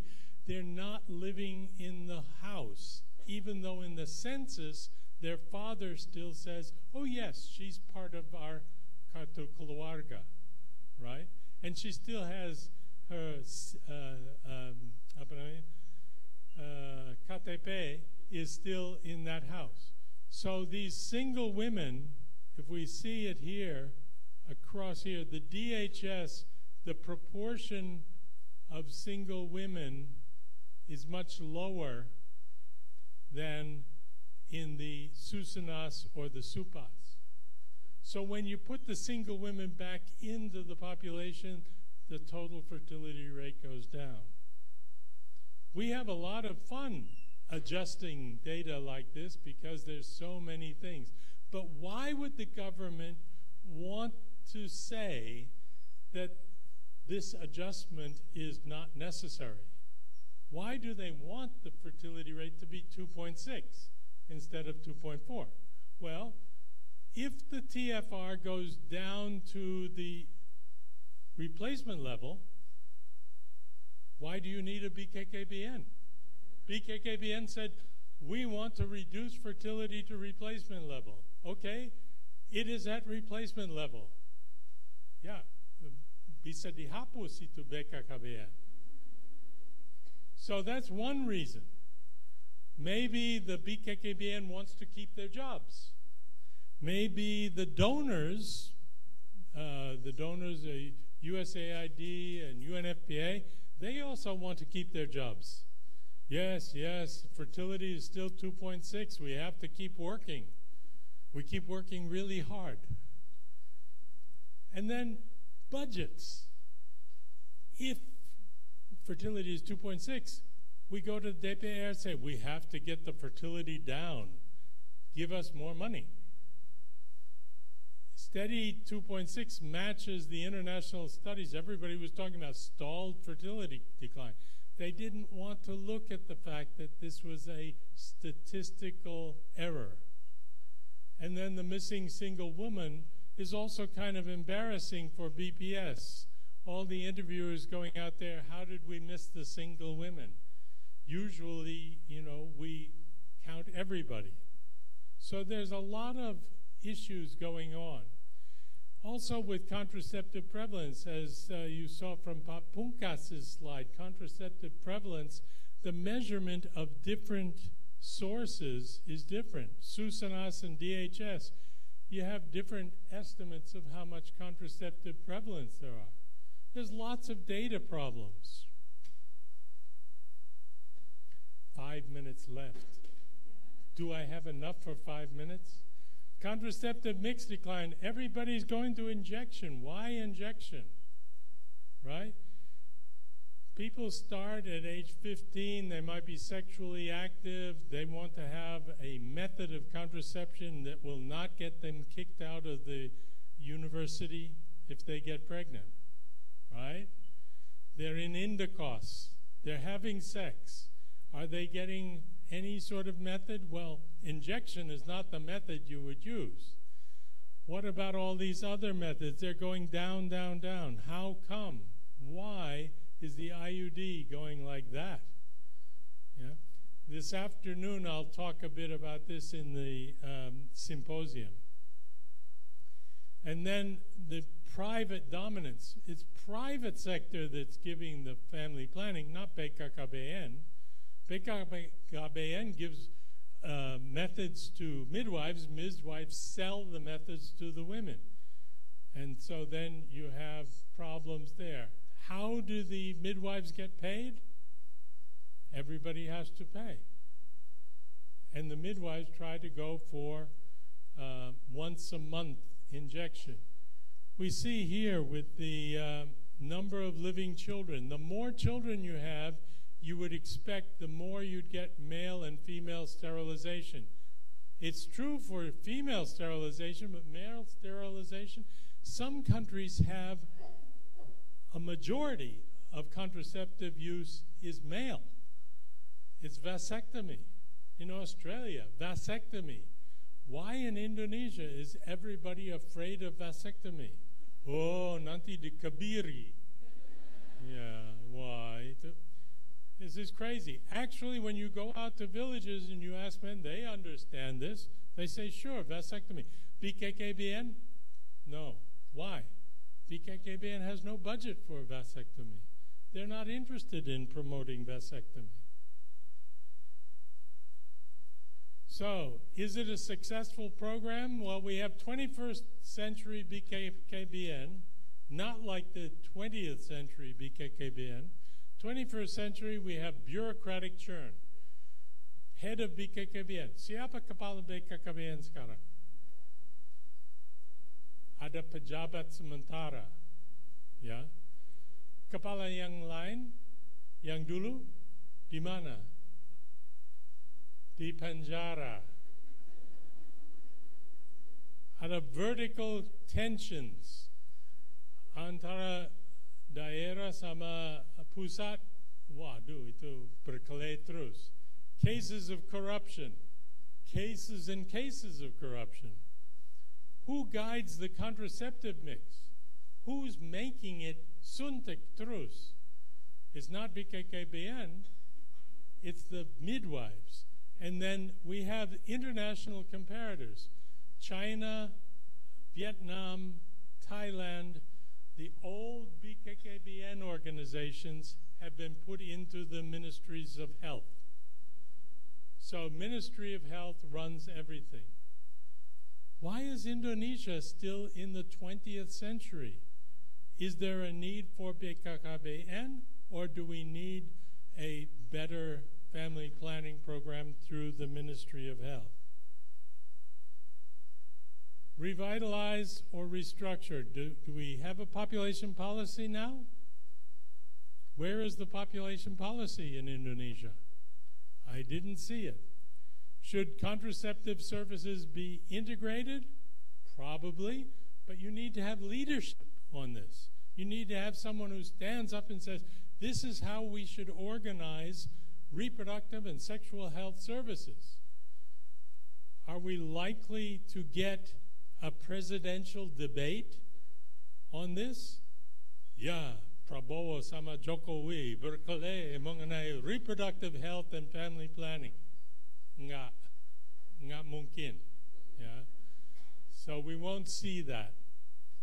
But imagine if there was a presidential debate, and imagine if there were leaders who stood up and said, it is time for Indonesia to enter the 21st century with reproductive and sexual health.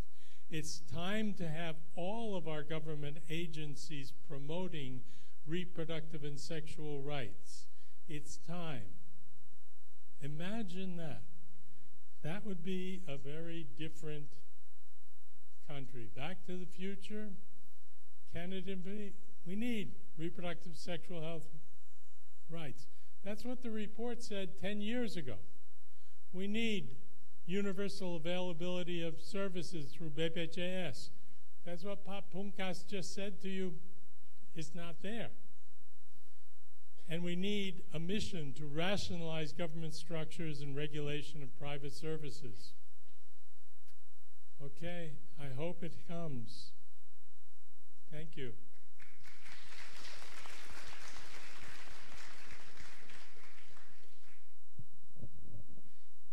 Terima kasih. Thank you, Pak Terry. The next speaker will be Professor Budi Utomo. He is Professor of Public Health at the University of Indonesia, teaching in population and biostatistics since 1975, as old as Professor Hall. Education, MD, 1974, School of Medicine, University of Indonesia. MPH, 1977, University of Hawaii. PhD, 1997, Demography Program, Australian National University. Major training, Harvard Summer Course in Sampling Technique and Health Care Evaluation. Research internship in population censuses and vital registration projects, East West Center, Honolulu. Child Survivor Management Training, Boston, School of Public Health. STD HIV Control Policy, UCLA, Chulalongkorn University, Bangkok, 1997. Since 1980 to present, he worked as technical consultant and researchers in public health research project, in particular family planning, maternal and neonatal health, STD, HIV data analysis methodologies, collaborating with national and international development agencies, including MOH, CBS, NFPCB, Bappenas, WHO, World Bank, UNFPA, Population Council, JRM. And now, please, the time is yours, Prof. Utomo, for 20 minutes only.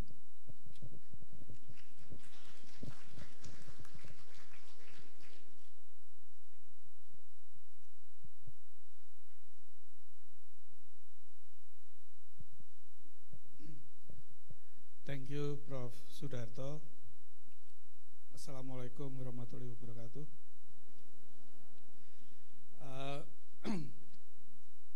To meet the theme of this symposium, I will be talking about Indonesian prospect for achieving health-related SDG. Focus on the goal 3.1. Next slide. SDG number 3 is basically talking about good health and well-being. Within that goal 3.1, the country should achieve maternal mortality reduction up to 70 per 100,000 live birth. Currently, we are around 300 per 100,000 live birth. So it is a definition of maternal death, the death of women because of pregnancy-related causes during pregnant, delivery, or postpartum period. Maternal mortality is a sensitive marker or indicator of community health status. It is beside measure of the risk of associated for each pregnancy. Next slide. Maternal mortality, as also child and infant mortality, should not happen theoretically because it is preventable through the existing technology. Yeah. Maternal process is natural process, should not die. Yeah. The woman should not die. If the woman die because woman with complication, maternal complication, delay delays in receiving adequate care. There are 3 levels of delay. Level 1 is delay in household level, making decision to seek care. Second is transportation. And the third one is now becoming the issue. Most of our health facility, particularly hospital, under substandard of quality. And then if you see the contrast, maternal mortality rate in developed country, very low, below 5 per 100,000. But in many developed countries, including in our country, about 300. We are talking here about differential and also inequity. Next. Indonesia is a paradox, and we are talking about maternal mortality level. We have been conducting so many programs, comprehensive programs, but maternal mortality still remain high. Yeah. Much higher, our mortality, maternal mortality, than other country with similar level of development. Yeah. We have to work extra effort to achieving SDG 3.1. Next. So, my talk focus, first, we would like to examine level, trends, and socio-economic, and also spatial differential of health outcome, and particular maternal mortality. Then assess factor contributing to maternal mortality reduction, whether it is socio-economic, driven by community, or supply side, health program, family planning, and so on. And then assess the prospect for achieving SDG 3.1 by 2030. Next. The methodology. So, theoretically, factors contributing to maternal death work through 2 mechanisms. One is reduced birth. This reduced birth is particularly coming from family planning.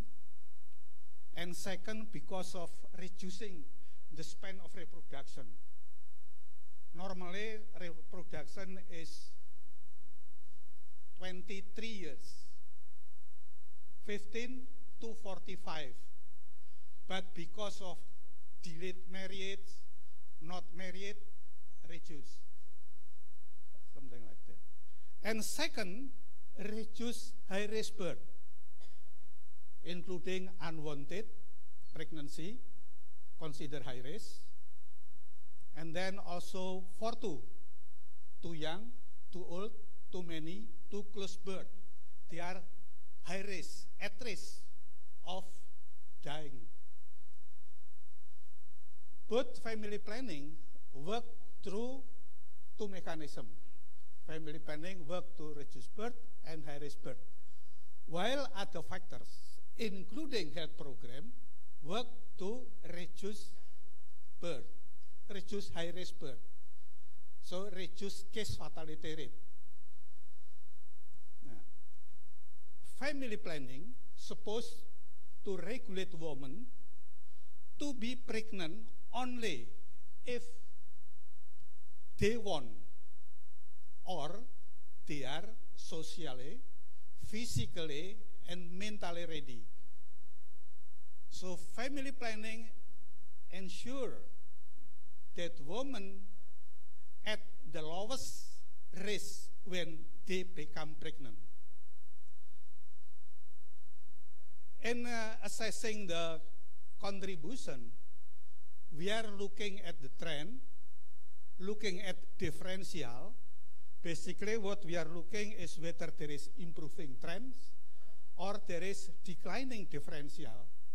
So both improving trend of health program performance, including outcome, and reducing differential, means improving the health of women and children. Next. This is, we compute from various data sets. MMR Indonesia is declining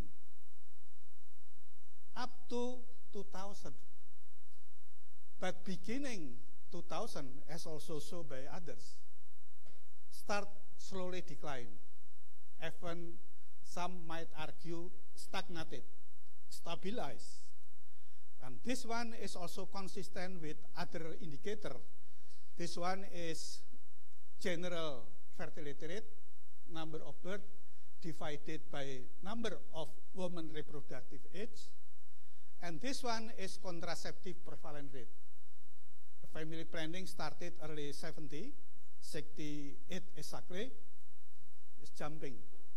But starting this one, the percentage, stabilized between maybe 50 to 60. Yeah? But this one again, the denominator is ever married woman.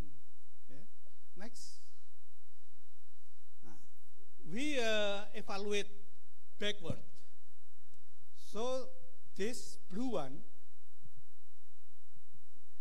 is the declining trend of maternal mortality. Declining maternal mortality. And what is the color of this? The brown one is we computed if no family planning program. So the gap is actually maternal mortality decline contributed by family planning program. So you see over time changes. And the peak was maybe between 1995 up to 2005, but then start declining the contribution. Now, according to the calculation, is about 15 to 20% maternal mortality reduction contributed by family planning. But what happened if we calculate absolute number of maternal death? You can see here. The blue one is number of maternal death, real one. But the pink one, if there is no family planning program. So almost 1 million maternal death averted during the period 1970 to 2015. So the contribution of family planning, reducing number of maternal death, about 53%. Next. Now we are talking about the prospect. The dotted line here is actually our ambitious target, SDG 3.1. Now we are at the level of this, want to get 70. And then the blue one is the current one.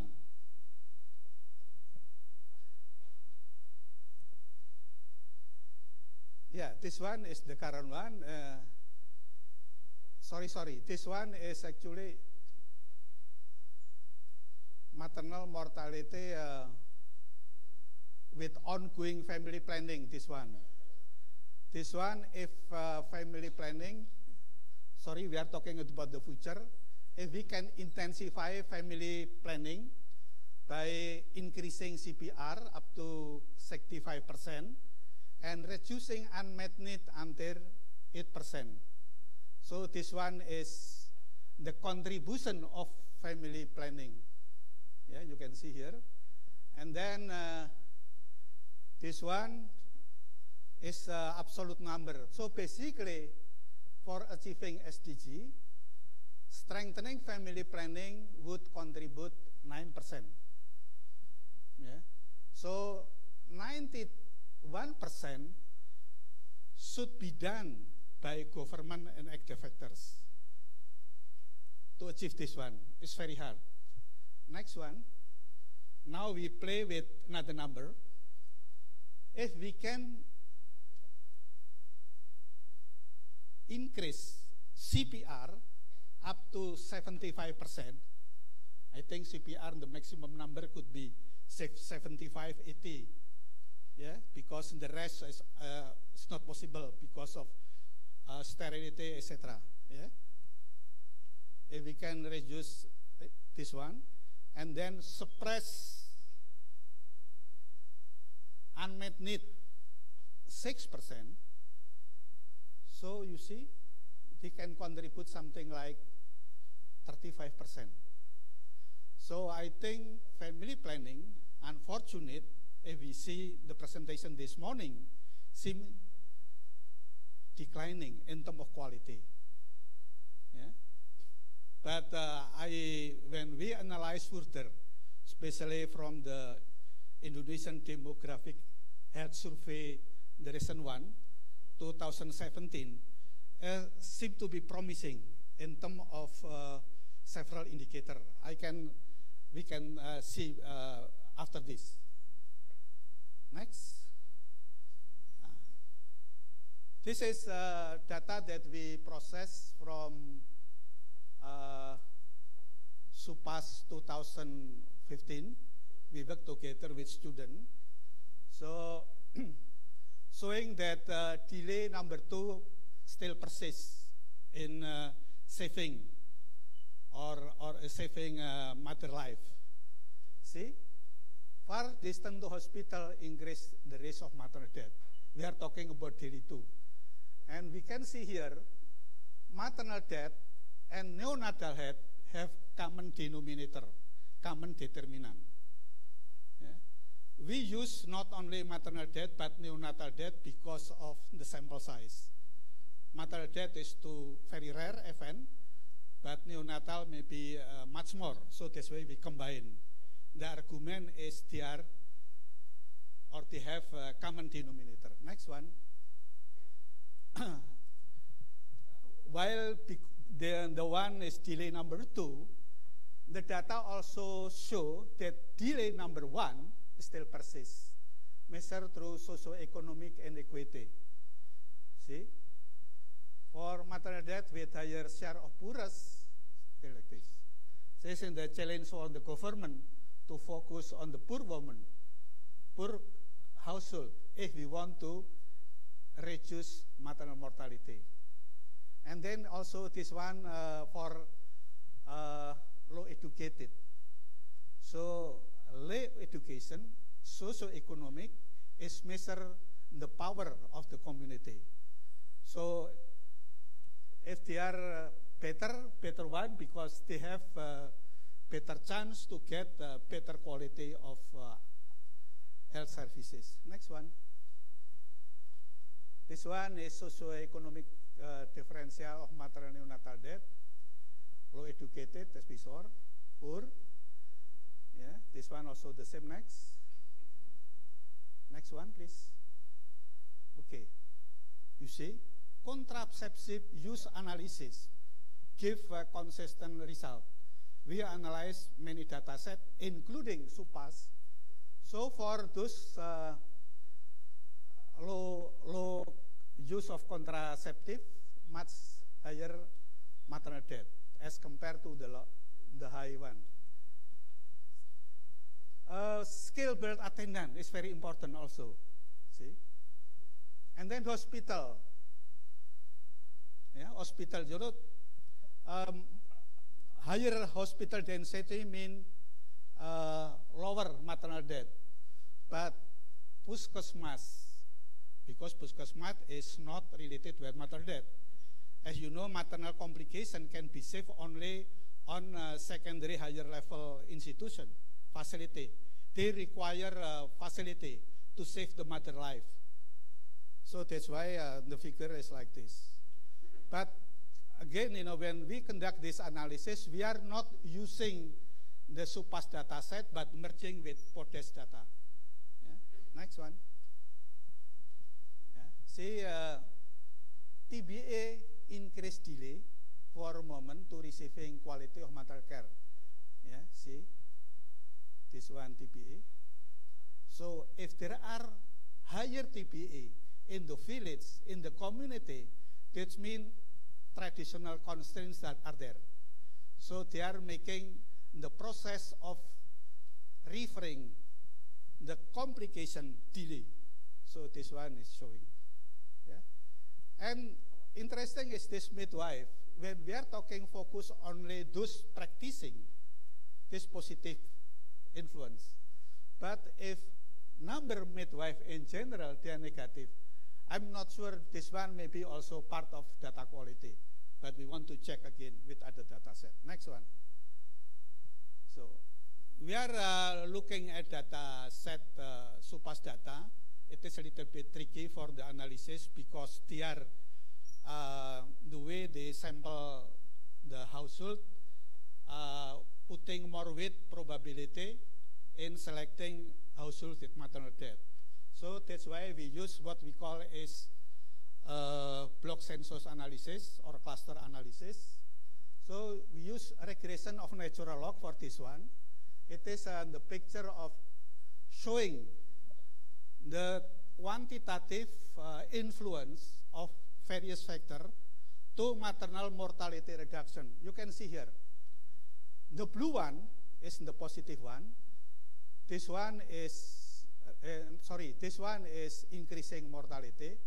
This one is decreasing mortality. You can see contraceptive use. Don't forget, don't too much influence on the length and short of the diagram, the block, but focus just on the color because of the data quality sensitivity. See, contraceptive use positive, hospital positive, and then midwife practice. This one is especially SBA, and spatial differential is still big, especially rates of maternal death, neonatal death, outside Java Bali still much higher than Java Bali because of the difference in accessing quality services. This one is the negative one. You can see here, high parity, low educated, low socioeconomic increase in the risk of maternal death. Next. It is very interesting to see the trend of the differential. You see here, maternal mortality by neonatal mortality, this neonatal mortality by, this from Indonesian Demographic Health Survey data.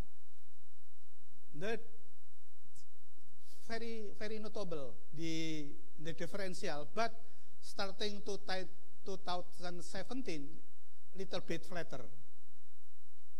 Yeah, this reduction of, I don't know, it is in one sense, we are happier because improving equity, but of course 1 point is not enough to make decision. We need maybe next one to make a certain. But looking at this one, slowly declining trend of neonatal informality, but notable declining and reduced socioeconomic differential. 2000. So far, we have been talking Indonesian welfare indicators stagnant, starting in the beginning of this century up to now, but look like now is changing, starting to between this one, 2000, 2017. But see with other data set. Next. Same thing, it is infant mortality, same pattern as neonatal. Next. See, it is a C-section. It is, I think, it's very, C-section is more drive by the, financial reason, profit reason. See, theoretically, C-section is needed for saving mother life. In the community, the optimum level is something between 5% and 10%. If it is much higher than 10%, so there is no medical indication, but maybe underquote, maybe is abuse or something. See, especially for the high educated, see, almost 20 or 30%, this one. And this one is for socio-economic, almost similar. And this very, very notable differential. But, okay, just faster. Next. Yeah, this one is similar conclusion, but this one is a little bit flatter. That means maybe JKN 2014. Next. Next one. Yeah, this is almost similar. Basically, what the graph telling us, I can conclude like this. Next. Maybe in the conclusion. This is one is just showing that there is almost similar that declining trend, still improving trend still happen. Differential look very notable, but promising after 2015. Next. Yeah, this one is for a very important health facility delivery. Socio-economic differential is still notable. Next one. Yeah, this is the conclusion. Strengthen family planning program would contribute significantly to reducing mother death. So if we want to commit achieving the SDG 3.1, this must be addressed. Yeah. And other reason is also family planning work both reduce birth, no pregnancy, no mortality, of course. Yeah. But also reducing high risk birth. Yeah. That contribute up to 35%. Yeah. Health and other development program need to work extra effort to meet 65% of the targeted decline. Yeah. Increasing trend of health program, performance and outcome, slowly 2010, but progress since then. Yeah. Still notable differential inequity. It is our challenges. Yeah. Access, quality, and outcome, but reducing differential entering, making optimistic to progressing toward SDG achievement. But we have to work extra effort. Next. This is my picture and Pak Terry Hall picture when we working in 1981. I know Pak Terry in 1978. I think when we met in meeting or seminar on health and nutrition under Pak Masri Singarimbun. So I was invited by Pak Terry to work there. Thank you very much.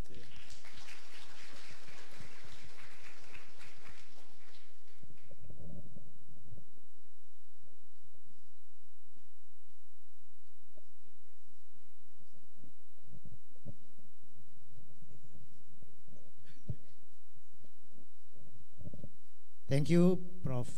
Budi Utomo. Please, Prof. Budi Utomo and Pak Terry sit down in front. Yes. And now the session for discussion. Please, for the first session, I would like to have 3 only questions from the floor. Any question? 1. Other? 2? Any more? One more? Okay, the first 2 then. Number 1, Professor Hadi Pratomo, please.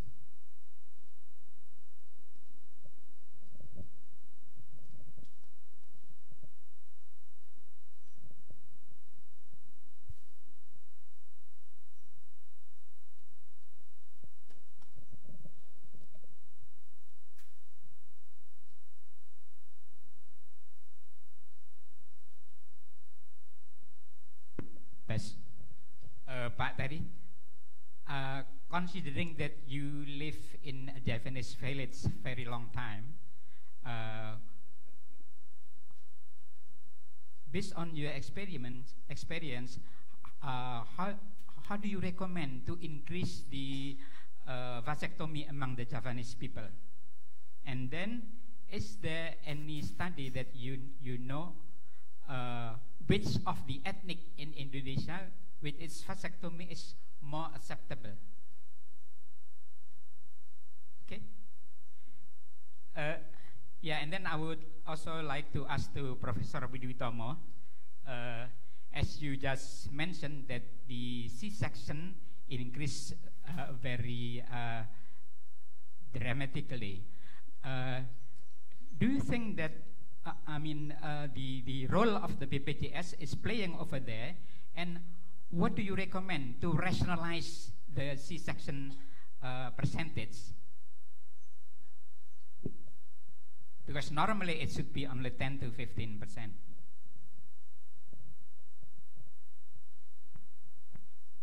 Okay, and then continue to the second.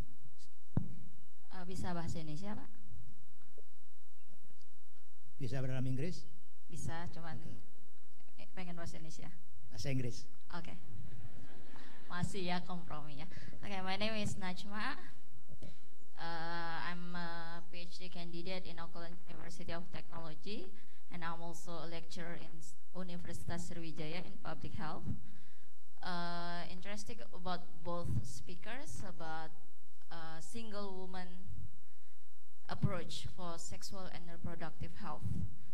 As far as we concern that the sexual and reproductive health among unmarried women is still not notificable for most of the health program because of taboo topic in Indonesia, because we sometimes think that single women are not active in sexual activity.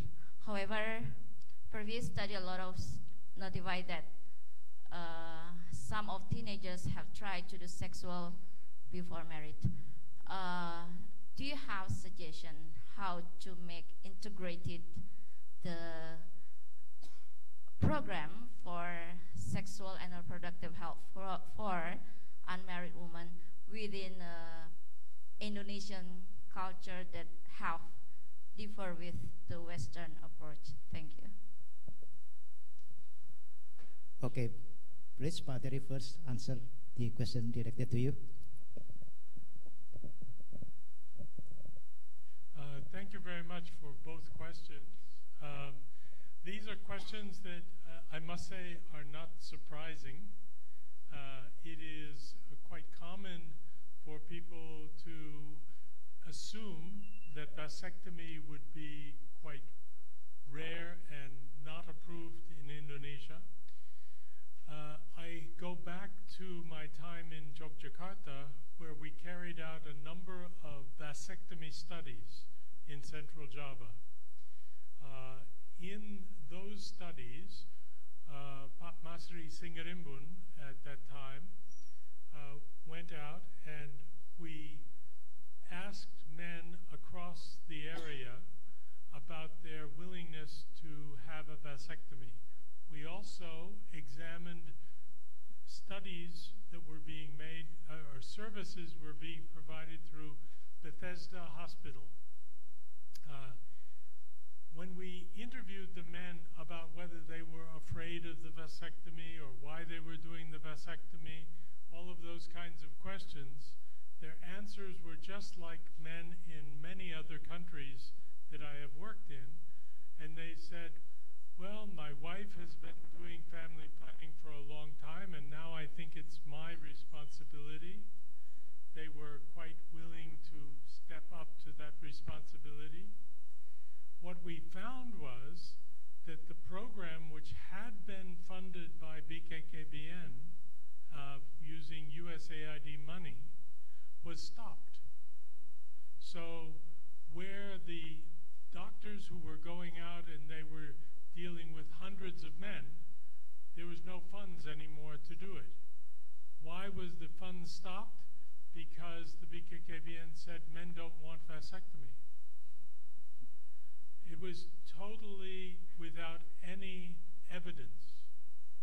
It was people sitting in an office in Cawang who said, this is what Indonesian men want.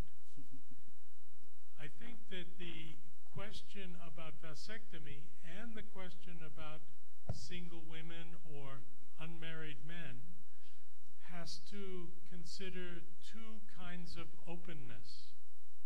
First, there has to be an open door in the family planning program so people can come in. And second, there has to be an open mind so that the people providing the services are open to providing services that are requested by individuals. Single women who are sexually active need to have access to contraception to prevent pregnancy. They need to have access to some forms of contraception to prevent sexually transmitted diseases. If the door of the puskesmas and the mind of the doctor are both closed, then those women and the men wanting vasectomies will not get services. What is upsetting is that there are lots of leaders, and I say leaders, but I really mean Orang Gede. They're not leading, but they are putting their ideas forward and telling people what the people should want rather than what they actually do want. So I think the answer to both questions is quite similar. Thank you.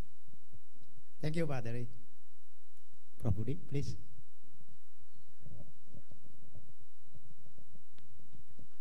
Thank you. I would like to respond what Prof. Hadi asking about the increasing C-section deliveries because of BPJS. I think partly yes, because there is one study I think from Pak Budi Hidayat, that claim for BPJS for delivery. I think about 70% are C-section deliveries, and no, in the country overall, yeah. 70. I think it's about 70% of the claim. Oh, the claim. The claim, yeah, about the claim. But it might not represent at the community level, yeah. But I think part of it is because the rule, because for getting the reimbursement. For normal delivery, there is no, but for complication delivery, including C-section, is much higher. I think part of it is also because of the woman itself. Some women might not want to be suffer from delivery, so to be faster, and so they like C-section deliveries. But and also there is some anecdotal evidence. If a midwife or some people bring the woman to hospital for C-section delivery, they got money. Yeah, this is also part of the reason. So, but when you ask how to address this one, I think not only on C-section, but there is other also practicing. I think in the country, it's not enough by establishing the regulation, but you need also to conduct at the same time audit or monitoring of this one. Yeah. But there must be commitment or leadership to do that. So otherwise, we have been discussing about this issue quite a long time. Starting 10 years ago, the issue of abusing of C-section deliveries. Not only this one, but also other things. For example, the use of subcurettation and section C. The regulation is there, but not happening. We use, for example, we have programs about maternal perinatal audit by regulation. But if you see in the field, very rare are conducted because there is no monitoring, so people will be doing karena thinking no consequences. So maybe the best intervention will be through the professional organization. Is that true? For C-section. I'm not sure, but maybe need to be discussing about this one. Okay. Let's have another question, please. 1, 2. Okay. 1, please. Over there. At the back.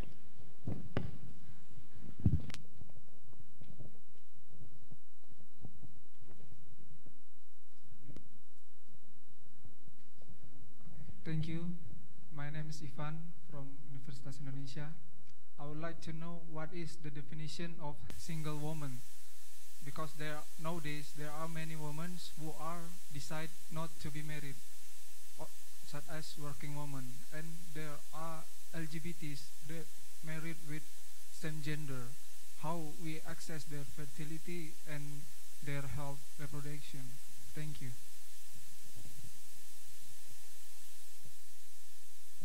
The second one, over there.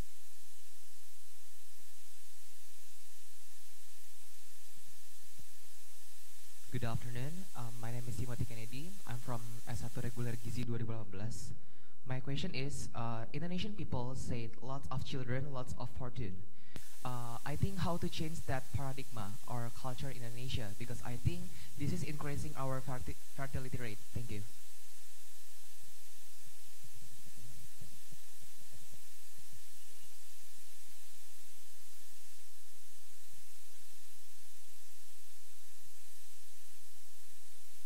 Okay, please, Pak Del. Wah, ini ya kembali ke tahun 71. Saya sudah tua, jadi sudah umur 71. Let me answer the two questions in the backwards. First, about children and value of children, and also the Javanese peribahasa mengenai children and so forth. I think that Indonesia today is quite different, as everyone here above the age of 50 will remember many of the things that were said in the 1970s and 1980s, this type of word used, the bahasa prokem and all of that, now is gone. It's been replaced by young people's ideas, young people's thinking. If I look at Indonesian families, the generation today is much smaller than it was in the past. So there are many uncles and aunts who have only one niece or nephew. In the past, an uncle would have 12, 15, 20 nieces and nephews. That means they have to go to a wedding every Saturday. And they have to get lots of envelopes. And it was really quite expensive to deal with children in the past. Today, it's even more expensive. Not because there are more children, but because the expectations about what the children need in terms of education, toys, food, everything is gone way up. In the past, consumption was quite low. Children were able to have fun just with some sticks and next to the river and bet which stick would go down the river faster.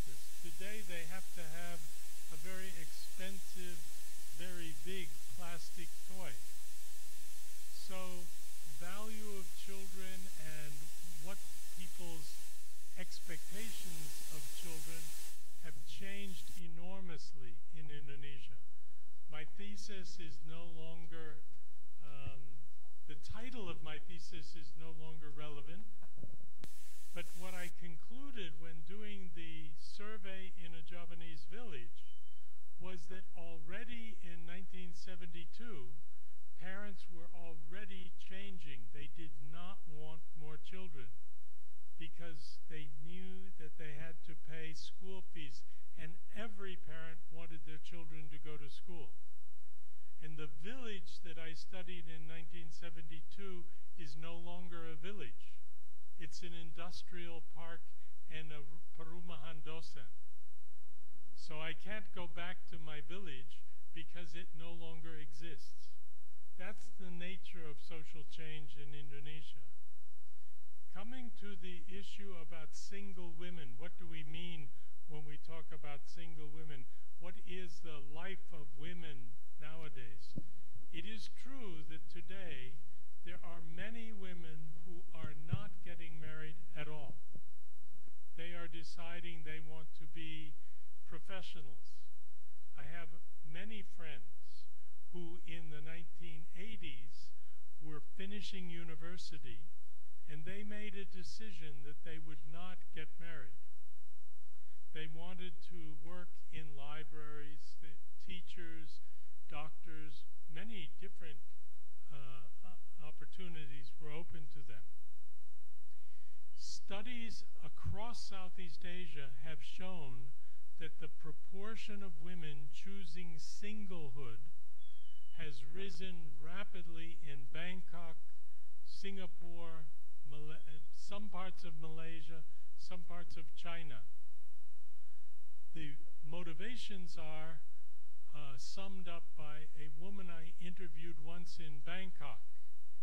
And she said, "Why would I want to marry a baby in order to have a baby?" What she was saying was, Thai men are so dependent on their wives. They don't do anything for themselves. Why would I want to have a husband like that who is totally dependent? I can take care of myself. Right? Why would I want to marry a baby to have a baby? That kind of idea is around Asia. Now, that is only a small proportion of the people that we are talking about in surveys who are listed as single women.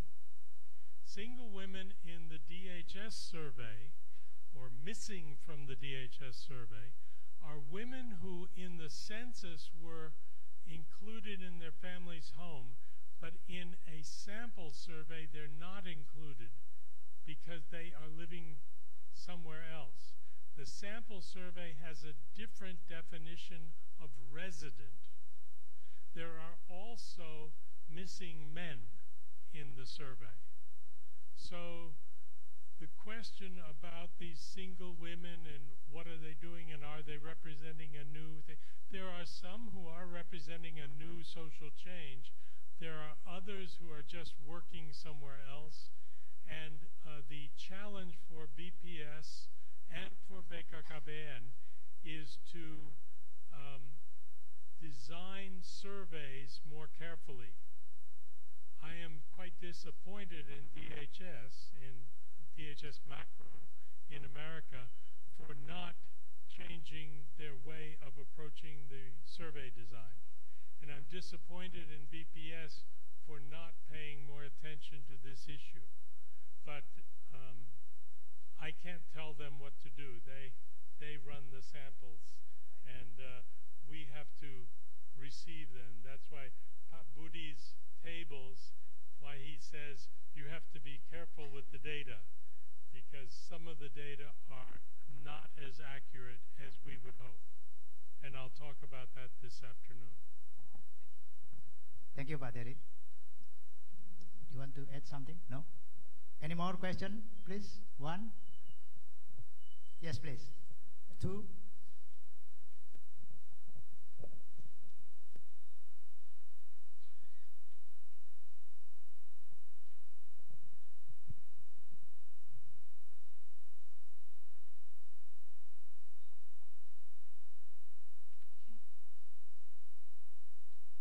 Okay, thank you. My name is Ayu from Nutrition Department, Hasanuddin University. I'm thinking that when we are talking about maternal mortality rates, we are more pay attention to women. I'm thinking, is there any data or evaluation have been done or studies because we know that there is a program like Suami Siaga. Is there any contribution from this male partner or husband to reducing the mortality rates in Indonesia or other countries in the world? Thank you. Thank you. Next. Please, Prof. Mevita. Thank you, Pak Darto. To Pak Budi, this is two questions to Professor Budi Utomo. One is, why we sort of neglect the need of women for family planning. There are two reasons. One is because by law, there are law number 59, 2014, and law number 23, 2014, which said that, you are not supposed to provide information and services on family planning to women who are not married, legally married, right? And how can we go around it? Second is there is unclear division between Ministry of Health and BKKBN on who is doing what. One is just doing the IEC of family planning, and the other one is doing services. But even that, Ministry of Health doesn't, really clearly give, a clear statement about their tasks on, giving family planning services, because they said it's, with the BKKBN. So what's, Pak Budi, maybe you can, give your sort of general vision on what can we expect in the next 5 years? What will happen between Ministry of Health and BKKBN, basically, to smooth out this? We know, it's 35% is quite big in terms of reducing maternal deaths. So now, because until now we don't see that. And another data also said that this is not among single women only. When a woman has one kid already, the unwillingness to get pregnant increase up to 61%. If she has 2 kids already, the unwillingness to get pregnant again increase up to 89%. So it's not just 11% unmet need. With more children, the unmet need increase much, much higher. Thank you. I think this is the question is directed to Prof. Budi Utomo. Please, Prof. Budi.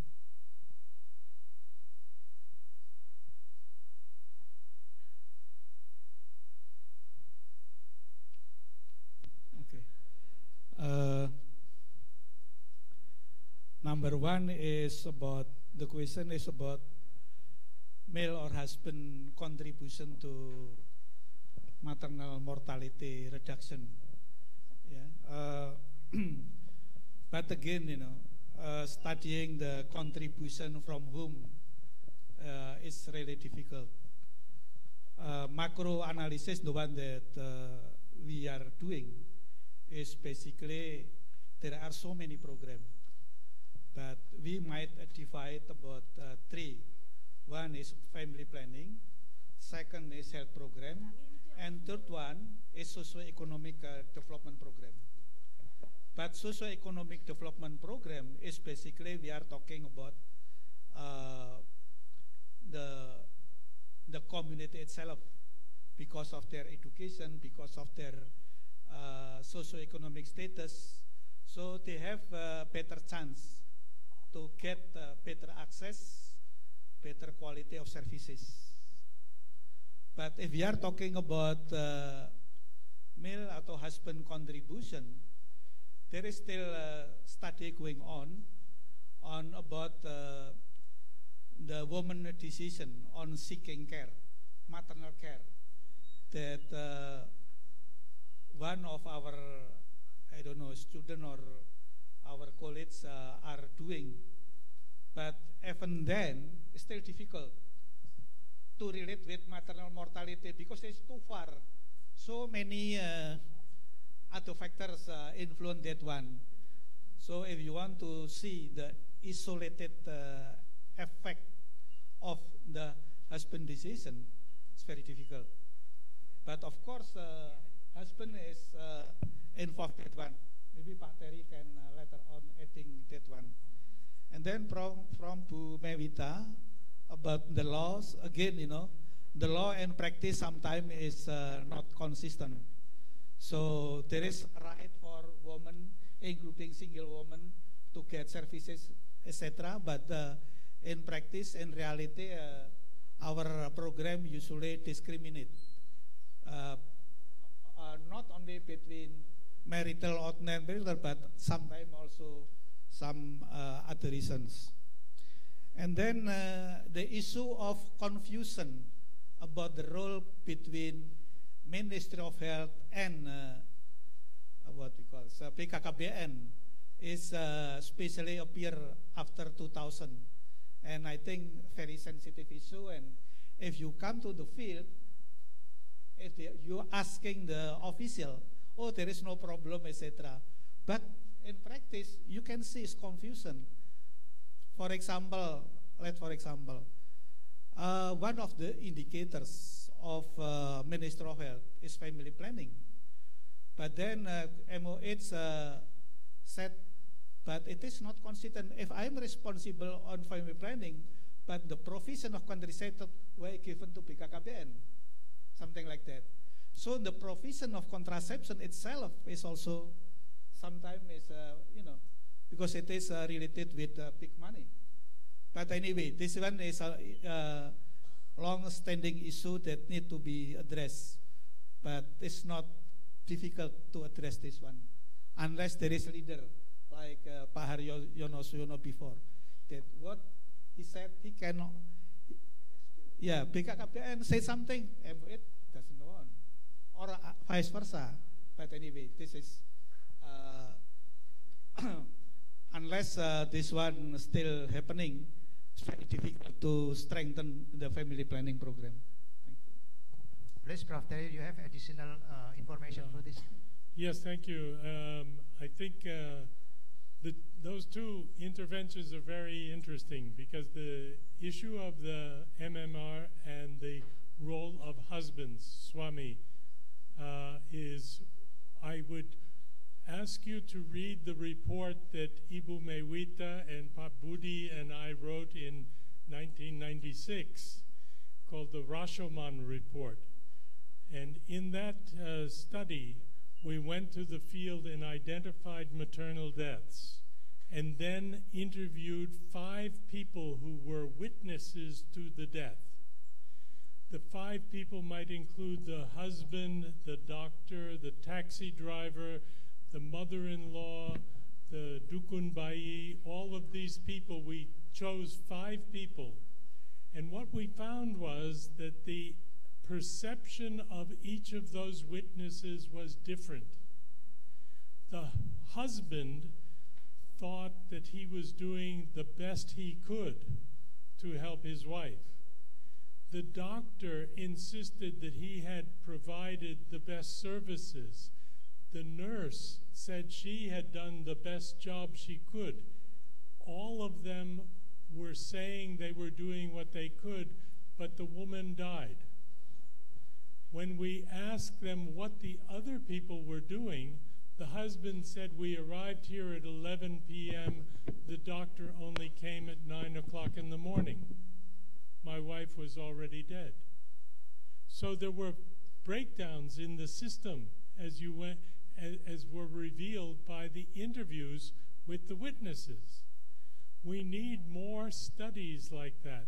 Rashomon was the name of a Japanese film and a short story that had as its plot the story of a murder told by different witnesses. This is what we need to be open to. Interview not just one person on each survey, but interview numerous people who are associated with the maternal death. Then we can try to understand where the system is breaking down. The other question Ibu Mewita was asking about the law. I know she knows that the law is not something that people follow. It's not a law that is implemented in any real sense. But the main thing is that that law is also contradictory to policies that the government has in other areas. The thing that I would bring to your attention when we're talking about unmarried women and reproductive health is that Indonesia has a huge number. I wouldn't guess how many anymore, but 200,000, 300,000 commercial sex workers, pelacuran, right? These are commercial sex workers who are encouraged by the Ministry of Health to have injections once a month to prevent the spread of sexually transmitted diseases. This is a government policy. So those people are also encouraged to be using condoms. This is a government policy. It's a policy which, if you read that law, is illegal. It's not illegal. The law is silly. I mean, the law is not going to promote health. So as public health professionals, I think one of the things that FKM really needs to get involved in is identifying crazy laws and trying to get them changed. DPR will be elected next April. You can go out and go to the rallies and ask the candidates what they're going to do to promote public health. Because so far, most of the candidates don't talk about public health. I haven't heard one. Maybe there's one, I don't know. The other issue about the unmet need and the fact that as women have 1 or 2 children and then they want to prevent pregnancy, this is very true, but where we come back to BKKBN versus Ministry of Health. Minister of Health almost never says anything about family planning. How do I know this? I live in Australia. Well, I can go to the website of the Ministry of Health, and all the Minister of Health's speeches are on the website. And you can go through the speeches and search for the term family planning. You can keep searching. And I can tell you, it's not there. The Minister of Health, even though she is technically responsible for so much to do with family planning, is also sensitive to the feelings of the Pejabat Sementara BKKBN. This is really Shandiwara yang mesti di TV, yeah? We should see soap opera. This is not public policy. This is soap opera stuff.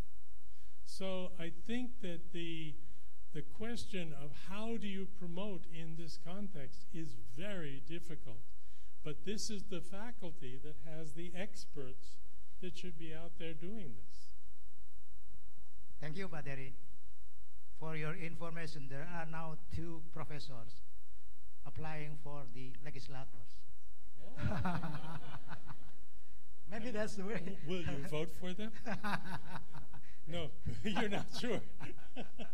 Yes, I will vote for them. Okay, thank you, Pak Dery. There is only 5 times left. So no, one more question, please. Okay, Pak Kustinar, please.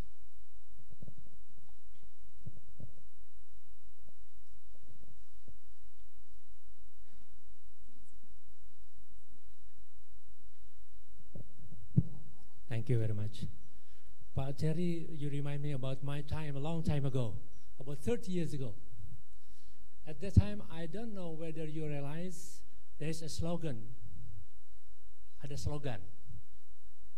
Sapi punya susu, kerbau punya nama.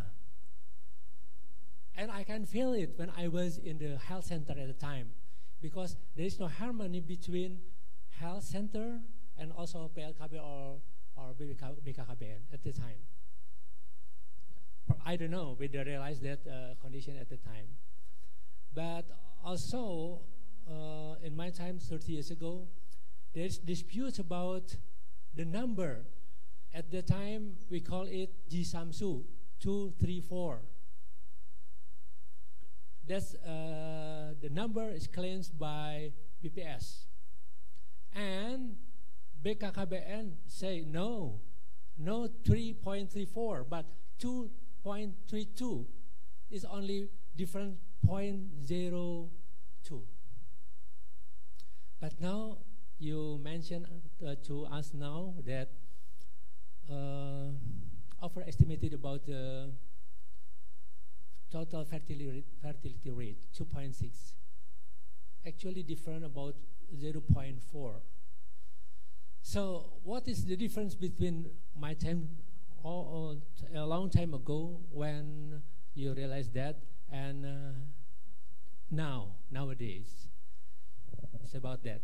Pak Budi Tomo, there are 65% contribution of health sector or probably socioeconomic sector for giving the reduction to maternal mortality rate. Is that right? But one time, family planning, I think it's not only family planning, because at the time there is also income generating and also about nutrition. What you mean family planning now, is that for family planning only or also family planning with other program? Thank you. Please, Pak Dari. Okay, 2 minutes. I give Pak Budi 1 minute. I will just, Chisamsu was also a case where BPS had a calculation which people thought was really funny. So they said 234. It's a brand of cigarettes, 234. And so they said, well, this is the census Chisamsu. And there were some people who said, this means BKKBN gagal. Yeah. It wasn't true. It was Chisamsam. And actually, it was because of using different methods.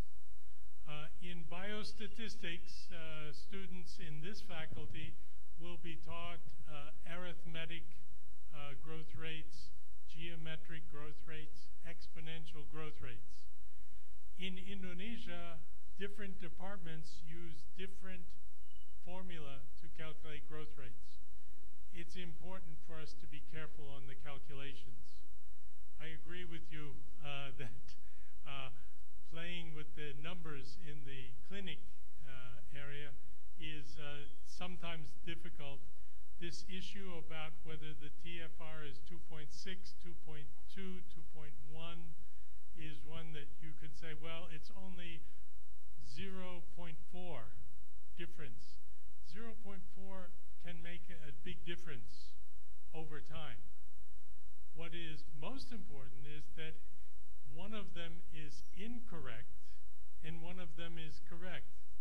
And so I don't want to use Donald Trump fake news to talk about public health. I want to use calculations that are true and correct, even though they're not going to be totally correct. I want to be as close to the truth as possible. That's why it's important to think about this. Thank you. And the choo-choo, yeah, memo. Samsung.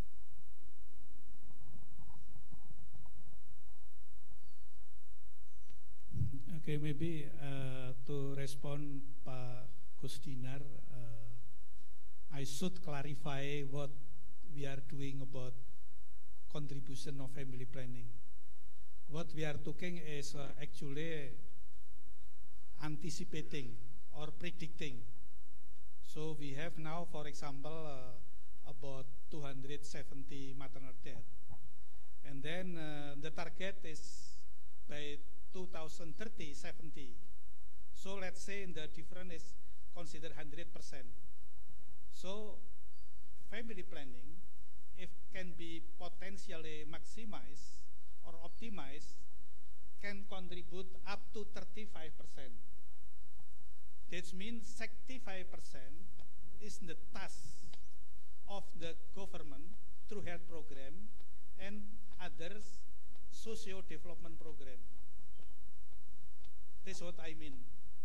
So what we are talking is actually scenario rather than, but evaluating in the past using the real number, the data, family planning has been proven to contribute 53% of absolute number of maternal death, or something about 20% of maternal mortality ratio reduction. But actually, if, for example, addressing unmet need, improving quality of contraceptive mix, etc., level of prevalence can be increased. Family planning can be potential, not only 20% right now, but become 35%. That's what I mean. Thank you. Thank you, Prof. Budi. I think now the time is gone. I would like to say thank you very much, Professor Terry Hall and Professor Budi. Please give applause for them. Okay, I will give this and to the committee. Okay, now ladies and gentlemen, we'll be given a token of appreciation by the Vice Dean of Faculty of Public Health Universitas Indonesia to the moderator and the speakers, to Professor Sudarto, to Professor Terry, and to Professor Budi Utomo. Please come on stage.